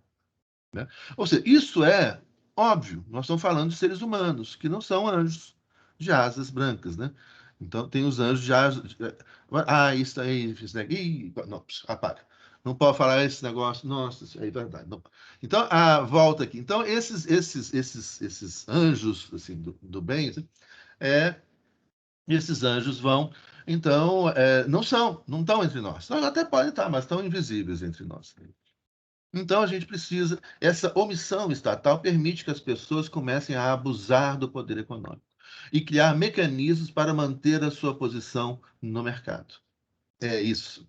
O segundo problema do liberalismo, então, é o conservadorismo econômico. O que é? Eu estou vencendo a competição. Eu falo, olha, pô, trabalhei, ralei, construí esse império aqui, essa indústria, né? Hoje tem um lucro alto. Agora, eu não vou deixar que o outro sujeito chegue e tire isso de mim. Não vou, não. Vou, não. Eu vou conservar a minha posição no mercado. Eu vou começar a criar mecanismos econômicos para eliminar a concorrência, para eliminar a livre iniciativa, para matar o liberalismo. Esse é o grande embate no século XIX, XX e XXI entre o capitalismo conservador, que manda no mundo hoje, e o capitalismo liberal, que é aquele pequenininho que sempre apanha e continua apanhando hoje. Quem está no poder são os conservadores. O que os conservadores fazem? Eles fazem um discurso liberal, mas fazem uma prática conservadora, que vai manter a posição deles no mercado. É lógico, é lógico, é lógico. Né? E aí é entender a lógica do próprio ser humano. Olha, pô, né, eu estou agora, eu estou com 60 anos de idade, construí esse império, ralei a beça. Agora eu vou deixar qualquer revista aí que está chegando no mercado agora, que construiu uma empresa nova aí, chegar e pegar meu lugar no mercado? Vou não, vou não. Não é isso? Ele então vai criar quais são esses mecanismos de eliminação da concorrência. Isso vocês vão estudar principalmente em direito econômico mais na frente. Mas são vários que a gente pode adiantar aqui, alguns mais básicos. Né? Por exemplo, combinação de preços. Então, quando eu formo, né, um cartel, então vão ser, olha, nós somos... Isso acontece até hoje, né? Pelo Brasil afora, por exemplo, com relação a postos de gasolina. Né? O preço... Ó, o preço da gasolina está livre. Né? Vamos deixar o mercado resolver o preço da gasolina. Que mercado resolver o preço da gasolina, gente? Os donos do posto de gasolina naquela cidade ali, né, naquela outra cidade ali, vão chegar e vão combinar o preço. Olha, vamos manter o preço aqui, nesse nível aqui, porque aí aumenta o nosso lucro. Que competitivo vai correr o risco competindo? Se eu tenho um cartel e começo a combinar preços entre... Aí você tem lá uma... Isso acontece, vamos pegar o exemplo, agora lembrei de... Vocês conhecem o Guaraná Jesus, lá do Maranhão?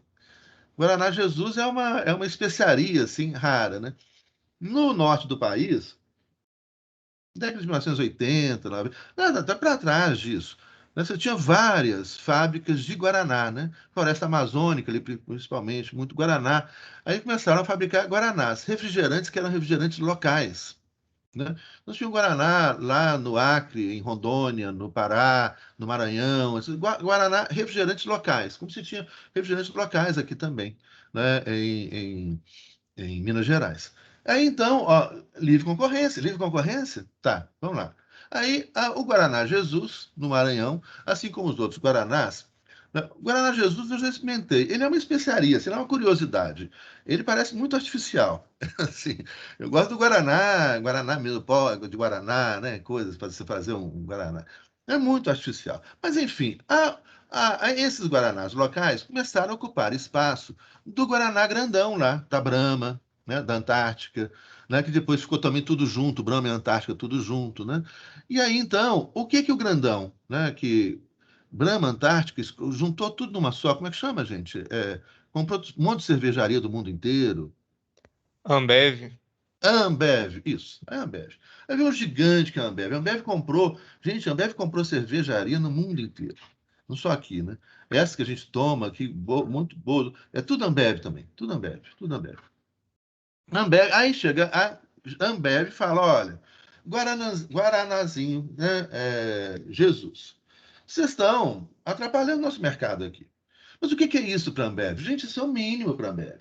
Só que você não pode deixar o mínimo, porque o mínimo vira grande. Aí hoje você tem um Guaraná Jesus, amanhã você tem 20, 50, daqui a pouco você tem 5.000 Guaranás diferentes. Você não pode deixar. Não pode deixar crescer. Aí o Guaraná Jesus começa a fabricar uma Coca Jesus, aí depois fabrica não sei o quê, um monte de refrigerantes, etc. Barará, e vai ocupando espaço. Como aconteceu com essa cervejaria aqui em Belo Horizonte, Nova Lima, né? Que a história é mal contada. Deve ter ali espionagem industrial e coisas, né? Porque estava crescendo, crescendo, crescendo, de repente destroem a cervejaria, né? Que fabricava Belo Horizontina, etc.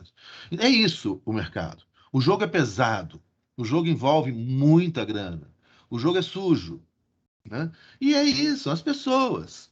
É a grana. Aí você vai deixar sem regulamentar isso? Aí o que foi a Ambev chega lá, né? Chega lá para o Guaraná Jesus, compra o Guaraná Jesus, né? Isso a gente chama de dumping, um dumping básico. Eu vou explicar aqui para vocês um dumping básico. O dumping básico seria o quê? Olha, eu tenho uma mega empresa, Ambev. E eu chego ali no mercado e começo a vender o meu produto abaixo do preço de custo. O dumping hoje é muito mais sofisticado. Eu estou trabalhando com vocês o básico para entender a lógica do dumping, para depois, então, vocês aplicarem essa lógica a outras situações diversas. Aí entra dumping social, um monte de coisa. Né? A China faz um poderoso dumping social, entra um monte de coisa. Mas vamos trabalhar a ideia do dumping para depois a gente aplicar isso a situações diversas. Né? Não é memorizar, né? É raciocinar. Então, né, o dumping da Ambev, ela chega lá e começa a vender Guaraná muito abaixo do preço de custo. Ou seja, ela não está tendo lucro. E aí, então, ela começa a forçar o concorrente, que é pequenininho. A Ambev pode manter durante muito tempo, né, aquele mercado específico sem lucro. Porque o lucro que ela tem no resto do mundo inteiro é um gigante. Aquilo ali não conta. Ela pode então colocar ali e vender abaixo do preço de custo e deixar, esquecer. Né? Só que não precisa esquecer, não. Por quê? Porque o preço do Guaraná do outro vai começar a ficar caro comparado com o preço dele. O povo fala, olha, não, mas esse Guaraná aqui está muito caro, esse outro Guaraná aqui está muito mais barato. Né? Aí você começa a comprar o Guaraná da Ambev. E esse aqui para de vender. Se para de vender, né, ele não tem lucro. Se ele não tem lucro, né, ele não tem como pagar os seus trabalhadores, né, a luz, o que gasta, o material, não tem como pagar as coisas, suas contas, suas dívidas. Ele vai à falência. Se ele abaixa abaixo do preço de custo, se ele está abaixo do preço de custo, ele está tendo também prejuízo. Se ele está tendo prejuízo, ele não tem como pagar as suas dívidas, os trabalhadores, ele não tem reserva, como a Ambev tem. A Ambev lucra no mundo inteiro, esse pequenininho só lucra ali. E se ele não lucra ali, acabou, ele fecha. Aí então, o que acontece? A Ambev coloca o preço lá embaixo, esse aqui sujeito desespera e vira para a Ambev e fala: tá bom, eu vendo minha indústria para vocês. Aí a Ambev vai chegar a falar, né? A Ambev, obviamente, não vai ser o presidente da Ambev, que você nem toma, né? Vive na Suíça e né, esquiando e coisa, não vai ficar, né, se preocupando com isso. Tem um monte de CEO pago aí com milhões por mês, etc. Vai lá, o sujeito chega lá e fala: olha, né, aquele microempresário, aquele pequeno empreendedor chega lá desesperado para mim e fala: eu quero vender minha fábrica para você. Não tem maluco, vocês não deixam, acabou a minha fábrica. Vendo para vocês. Né? E aí a Ambev ainda vai deixar, se acabar, vai comprar em condições, né, de preço baixíssimo, né, e depois ela compra aquela empresa para fechar a empresa. Não é para manter funcionando, não. No caso do Guaraná Jesus, manteve funcionando porque teve uma ação do Ministério Público do Estado do Maranhão, né, que colocava o Guaraná Jesus como um patrimônio, né, do Maranhão, da comunidade, algo assim que tem história, etc. É o nosso Guaraná, ali tem Amazônia também, etc. Então manteve. Mas hoje, se vocês comprarem o Guaraná Jesus, está lá. Né? Guaraná Jesus, na verdade, não foi comprado pela Ambev. Dei a Ambev como exemplo, foi comprado pela Coca-Cola. Né? Tá lá, né? Tá lá escrito produto da Coca-Cola. Guaraná Jesus. É isso que os grandões fazem. E liberalismo? Não. Óbvio que isso não é liberalismo. Isso não tem nada de liberalismo. Isso é concentracionismo. Isso é conservadorismo econômico. O grandão, para evitar que surjam novos competidores, E como esses competidores não têm nenhuma proteção do Estado, da lei, né? Como então há uma total desregulamentação, o grandão então está livre para fazer o que quiser com o seu competidor.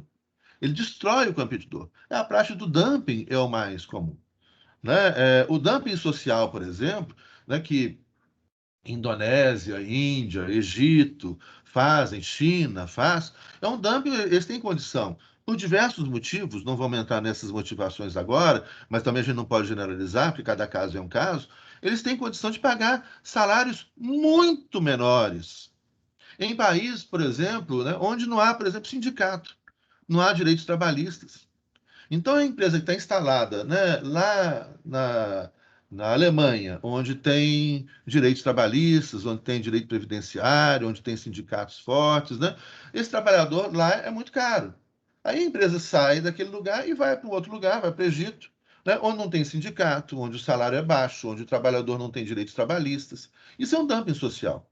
E ela produz o seu produto muito mais barato e usando, inclusive, a gente sabe muito disso, de trabalho escravo, né? De trabalho escravo para produzir menos. Porque aí não conta no custo do produto, né? Não conta no custo do produto a mão de obra. A mão de obra sindicalizada, com direito trabalhista, com direito previdenciário, onde a empresa tem que pagar direito previdenciário, direito trabalhista, etc. Não conta nisso. Então o produto fica mais barato, com isso eu posso exportar. Aí como é que vem algumas pessoas? Como é que as pessoas pensam? Aí a gente entra então na ética, na moral. Ah, nós temos que concorrer então, né, com a Indonésia e o Egito. Né? Por exemplo, não vou dar exemplo, não. Por exemplo, alguns lugares que acontecem pelo mundo afora. Aí chega o ministro da Economia, chega e fala, então vão acabar com os direitos trabalhistas. Né? Em vez do sujeito trabalhar 8 horas, ele vai trabalhar 12, 14, 16 horas. Vão acabar com o direito previdenciário, porque a gente não tem que pagar direito previdenciário. Com isso, o custo do trabalhador fica muito menor, né? Ele é um trabalho quase escravo ou escravo, né? E com isso, então, os nossos produtos competem. De que adianta isso? De que adianta você ter produtos mais competitivos, né, se esses produtos, se esse lucro, se esse ganho vai ser revertido apenas uma parcela da população e o resto vai trabalhar sem direitos trabalhistas, né, não vai comer, vai passar fome, vai morar no meio da rua, como acontece aqui no Brasil e nos Estados Unidos? Será que é por aí? E mais uma vez a lógica. Então, e as pessoas saem repetindo isso, gente. Né? É isso, é memorização. As pessoas memorizam isso e saem repetindo. Não, porque nós temos que abaixar o custo do país.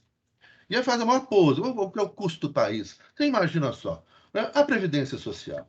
Imagina só a CLT, as leis trabalhistas. Que absurdo! Imagina o salário mínimo. Não, vão acabar com as leis trabalhistas, vão acabar com o custo do país. É? É? É isso. E aí a gente passa a ter que discutir não economia. A gente passa a ter que discutir ética, moral. Ou a gente entra no plano da teologia. Maldade. Você vai deixar uma pessoa que trabalhou a vida inteira sem aposentadoria. Isso é maldade. Ah, não, isso é uma lógica, é um cálculo econômico. Não, meu amigo. Isso é maldade. Você é mau. Ah, eu quero acabar com os direitos trabalhistas, etc., porque o custo do país tem que reduzir, que aí o nosso produto vai ficar mais barato, a gente vai exportar mais, vai exportar tanto quanto a China. Não, meu amigo. Isso é mal. Você é mau, você está deixando as pessoas passarem fome. Então, as pessoas trabalharem até ter um infarto do coração. Aí a discussão não é mais discussão econômica. A economia é para permitir que as pessoas vivam bem. Se você tem uma economia que faz com que as pessoas vivam mal, isso não é mais economia. Aí vai pro inferno, capeta. Vai, diga aí, Matheus, vai lá. Professor, é só para falar que o Sérgio e a Manuela, eu acho, eles estão com a mão levantada tem um tempinho. Aí, como a aula eu tá não acabando vi, já. desculpa. Não, relaxa, que isso. Bom que eu lembrei o senhor agora. É só para saciar a dúvida deles. Saciar não, né? Enfim, tirar a dúvida deles. Isso, tá jóia. Vamos lá, então. Quem levantou a mão primeiro? Sérgio ou Manuela? Sérgio estava primeiro, professor. Gente, desculpa, eu não vejo. Entusiasmo, começa a Manuela, falar aqui, eu não vejo as o grupo mãozinhas. dela Vai tá lá. no chat primeiro aí, professor. Oi, Depois Sérgio. responde a minha. Vai. Não, Manuela mandou uma dúvida dela primeiro no chat ali, ó. 11h41, responde. Então, pode ser eu. Seguinte, professor, é que o senhor estava falando de New Deal e o senhor emendou assim com o projeto liberal e eu não entendi, porque na realidade, no ensino médio, assim, eu aprendi pelo menos que era tipo meio uma social-democracia, assim, e aí eu tô meio confusa, porque os conceitos, eu acho, né, no ensino superior são mais aprofundados. Se o senhor puder falar um pouco. Vamos. Nós vamos chegar aí. Quer dizer, efetivamente, você tem o que a gente vai chamar de Estado social, ou de social-democracia ou social-liberalismo. Né? É o New Deal, sim. O Estado passa a intervir. Então, essa é a mudança. Veja bem, é o que eu estava. Então, talvez eu não tenha me expressado bem. Então, vamos organizar isso aí. Né? É muito importante diferenciar isso. A ideia do liberalismo clássico, não intervencionista, acaba permitindo que os conservadores se empoderem. Então, é isso que eu estou querendo colocar aqui no século XIX até a Primeira Guerra Mundial, e no caso norte-americano até o New Deal, em 1933. Então, a ideia que eu estou colocando, olha, o liberalismo clássico era a aposta, né, numa economia ética. Se nós vamos concorrer respeitando a regra do jogo, cada um de acordo com o seu trabalho, com o seu esforço, etc. Né? Então, o que vai acontecer, entretanto, na prática? É que essas pessoas que estão vencendo essa competição, ou que estão na frente dessa competição por algum motivo, seja por herança, seja porque roubou, seja porque trabalhou, a motivação são as mais variadas possíveis na história, né? Mas essas pessoas que estão à frente, elas não vão querer perder o seu espaço no mercado. E como não tem um fiscal do jogo, né, você tem aí os princípios que regem esse jogo. Né? Livre concorrência, livre iniciativa, mercado livre, parará, parará. Você tem os princípios que regem esse jogo. Mas não existem normas jurídicas com sanções. Não existe um juiz do jogo. O Estado não pode fiscalizar esse jogo. O Estado não pode intervir na economia. O Estado não pode exercer atividade econômica. Isso é o Estado liberal clássico. Né? O Estado não... Logo, esse jogo liberal, que, teoricamente, no discurso, era um jogo que deveria favorecer a todo mundo, né? E a gente sabe que todo mundo não, porque os afrodescendentes não, as mulheres não, os indígenas não. Então, ele já começa muito desigual, mas naquela época essas pessoas não eram consideradas pessoas. Então, esse jogo é um jogo aberto para todos os homens brancos que queiram competir nesse mercado livre. Vão lá. E aí não pode ter o Estado intervindo nisso. O Estado não pode exercer atividade econômica. O Estado não pode regulamentar a atividade econômica. Só que no lugar de gerar um espaço de livre concorrência, né, efetiva, você vai ter problemas reais que acabam com essa livre concorrência. Né? O primeiro problema é que esse jogo começou desigual, nós já falamos. O segundo problema é que, como o Estado não regula, não fiscaliza, como não tem um juiz de linha, lá no New Deal já vai ter o juiz de linha. Então já não é mais liberalismo clássico, é social-democracia, é Estado social. Você pode até chamar de social-liberal, é outra coisa, então você está certa. Né? Então, desculpe se eu não fui claro, se eu trouxe essa confusão. Então, essa omissão liberal vai fazer com que os conservadores, ou seja, os grandões, que estão vencendo esse jogo liberal, né, eles comecem a criar mecanismos de abuso do poder econômico. Eles vão, então, usar o seu poder econômico, como citei o caso da Ambev, da Coca-Cola. Né? Não interessa a essas pessoas, a esses grupos, né? Não são pessoas, são grupos gigantescos. Não interessa para esses grupos econômicos que eles fiquem concorrendo com novas pessoas que vão chegando no mercado. Né? Eu estava citando esse caso da cervejaria aqui de Belo Horizonte, Nova Lima, né? Que é uma cervejaria que começaram a fabricar uísque, começaram a fabricar gin, fabricavam vários tipos de cerveja. Tinham cervejas deliciosas, aquela Capitão Serra. Era a cerveja que eu mais gostava, gente. Meu paladar sente falta da Capitão Serra. Vocês tomaram a Capitão Serra? Nossa, era uma quase pale ale, assim. Nossa, muito gostosa, muito. Então, eles tinham uma cervejaria e que, de repente, vem aquele negócio do vazamento, morre um monte de gente. Aí acabou. Isso pode, não estou falando o que é, não tem provas, não conheço, não vi o processo, tá? Então não estou acusando ninguém de nada, estou só falando. Né? Isso às vezes acontece em frutos de concorrência desleal, de abuso do poder econômico, né? Que é isso, o grandão não vai permitir que o pequeno cresça. Né? E quanto mais ele vai ficando forte, que ele tem um produto de qualidade que, de repente, né, vai peitar os seus produtos no mercado. A Ambev, por exemplo, começou a lançar, depois eles abandonaram isso. Algumas cervejas, IPA, Pale Ale, etc., tentando imitar cervejas caseiras, né, cervejas artesanais, etc., mas não colou também. Então, isso está incomodando eles. Eles não podem deixar esse pequenininho crescer. Né? E é isso que acontece. Esse é o segundo problema. O conservadorismo é a postura conservadora que os grandões vão ter, eliminando os pequenos, acabando com o liberalismo. Então, veja bem, isso ainda é no liberalismo. É justamente pela ausência de um juiz, é justamente pela ausência de uma regulamentação estatal, de uma lei, né, de mecanismos estatais de controle da concorrência, de proteção aos pequenos, para que os pequenos se tornem grandes também, né, é justamente pela ausência do Estado na economia que os liberais defendiam, é que os próprios liberais vão desaparecer. Né, e vão ceder espaço aos conservadores. E aí é que vem o nó. Agora, gente, vai começar o nó, mas isso vou deixar para amanhã, que nosso tempo já acabou. Né? Aí que vem um nó na nossa cabeça. Esse nó, eu vou deixar esse nó com vocês, amanhã a gente desata esse nó. Que é o quê? Os conservadores vão, então, manter um discurso liberal, porque o discurso liberal é muito mais atraente do que o discurso conservador. O que é o discurso conservador? Eu vou chegar, vou tomar conta do mercado, eu vou mandar no mercado, você vai consumir o produto que eu mando, que eu escolho para você, pronto, acabou. Bom, é tudo Ambev mesmo, né? Pronto, é isso. Olha, é tudo Coca-Cola também, pronto, né? É tudo, aí vai juntando também agora as montadoras de automóveis, né?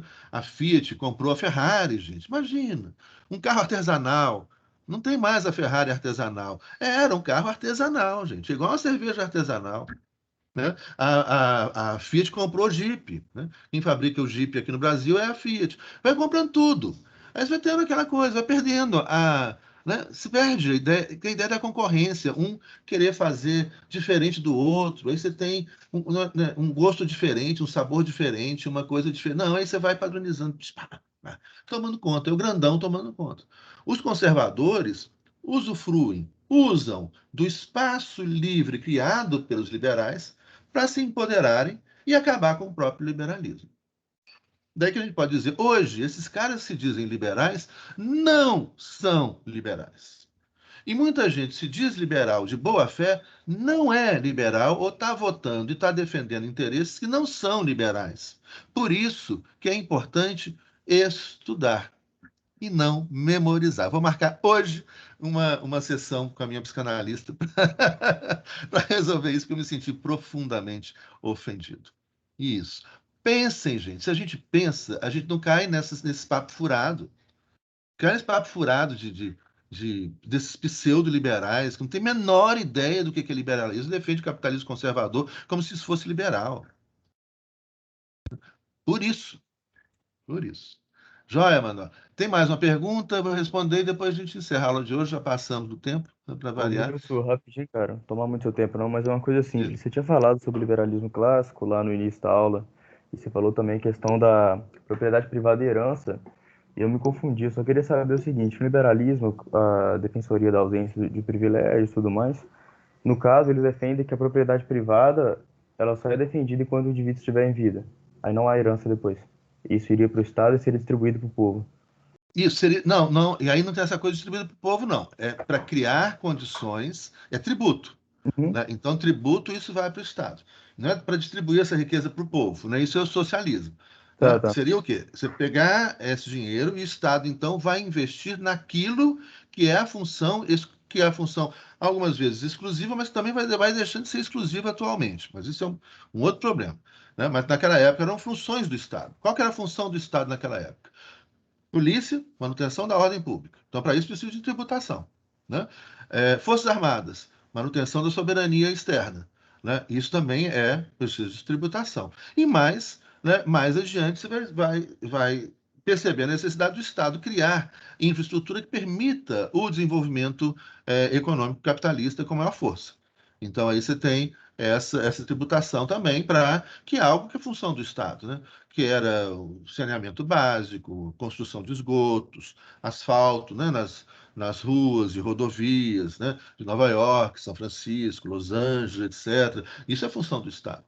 Então, depois o Estado vai contratar empresas privadas para fazer isso, mas o Estado vai pagar essas empresas privadas para fazerem isso, para asfaltar uma rua, para construir uma rodovia, para construir uma ferrovia, etc. E como é que ele vai pagar? Para ter dinheiro para pagar, ele vai ter que ter tributação.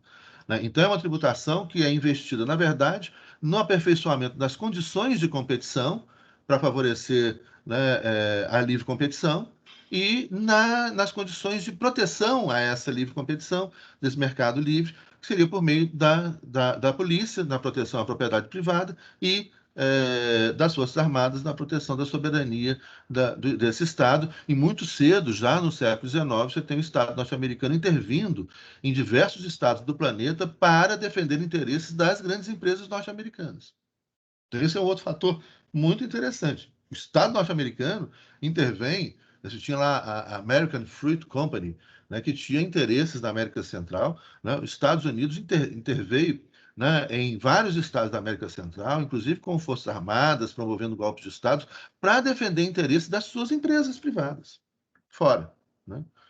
Então, esse é algo que é muito marcante na história imperial norte-americana, século XIX e século XX. A quantidade de golpes de Estado para proteger interesses das empresas norte-americanas, principalmente das petrolíferas, gente. A invasão do Iraque foi para quê? Para proteger as petrolíferas norte-americanas. O Dick Cheney era presidente, era CEO de uma petrolífera norte-americana. Não foi para levar. Vocês também não acreditam mais nisso, mas antigamente, naquela época, as pessoas acreditavam. Os Estados Unidos vão intervir no Iraque para derrubar a ditadura que eles mesmos colocaram lá. Não vai intervir no Iraque para derrubar a ditadura. Mas senão não mantinha o Estado absolutista árabe. Claro que não, gente. Bobagem. Pelo amor de Deus também. Não dá para acreditar mais nisso. Pode ser, há 30 anos atrás ainda dá para acreditar nesse papo furado. Vai lá para levar a democracia. Que levar a democracia? É para tirar o petróleo. É para tirar o gás. Está lá na Ucrânia, apoiando a Ucrânia contra a feroz Rússia. Que feroz? Feroz Rússia, feroz Estados Unidos, do mesmo jeito. Está todo mundo querendo gás da Ucrânia, petróleo da Ucrânia. E que se dane o povo ucraniano. Que Ucrânia? Ah, vou torcer para os Estados Unidos, vou torcer para a Rússia. Não torce para ninguém, não, porque os dois estão querendo poder. Então, para com essa fantasia de achar que tem aí, né, o mocinho e o bandido nas áreas nacionais. Tenha poder. Né? Tenha poder, grana. E eles vão fazer isso. Né? Então, você tem ali, veja bem, não é uma coisa. O socialismo, a ideia do socialismo é repartir riqueza. Né? Então, é uma economia fortemente regulamentada pelo Estado, para que não tenha aquele sujeito milionário, não tenha sujeito miserável. Então, você teria a ideia da social-democracia no norte da Europa, né? É uma sociedade equilibrada. Eu mencionei no caso da Noruega, entre os 10% que mais ganham e os 10% que menos ganham, a diferença de 4 pontos. Ou seja, os 10% que mais ganham, ganham no máximo 4 vezes mais dos 10% que menos ganham. Isso seria a social-democracia, o socialismo democrático tradicional. Repartição de riqueza, aí é uma intervenção mais forte na economia. Bem-estar, saúde pública universal, educação pública universal, previdência social de qualidade, o sujeito aposenta ganhando mais. Isso é o socialismo democrático, isso é a social-democracia, principalmente da Europa Ocidental.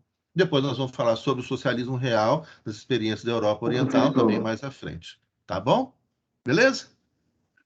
Ô, professor, aqui, só uma coisa, é rapidinho, só um negócio. Diga. Na próxima aula, você pode falar depois, eu posso te perguntar, e se me ajuda a esclarecer Pode. uma dúvida minha, é sobre o liberalismo clássico e o neoliberalismo, porque eu ainda tenho algumas confusões, porque a ideologia é muito parecida, sabe? Tanto no campo econômico quanto político. O discurso. A prática é oposta. O discurso é semelhante. Mas eu vou explicar isso amanhã. Então, se eu nem perguntar, não, que a aula de amanhã é essa. Tá bom? Obrigado. Falou, então. Falou, Então, gente, tá bom, né?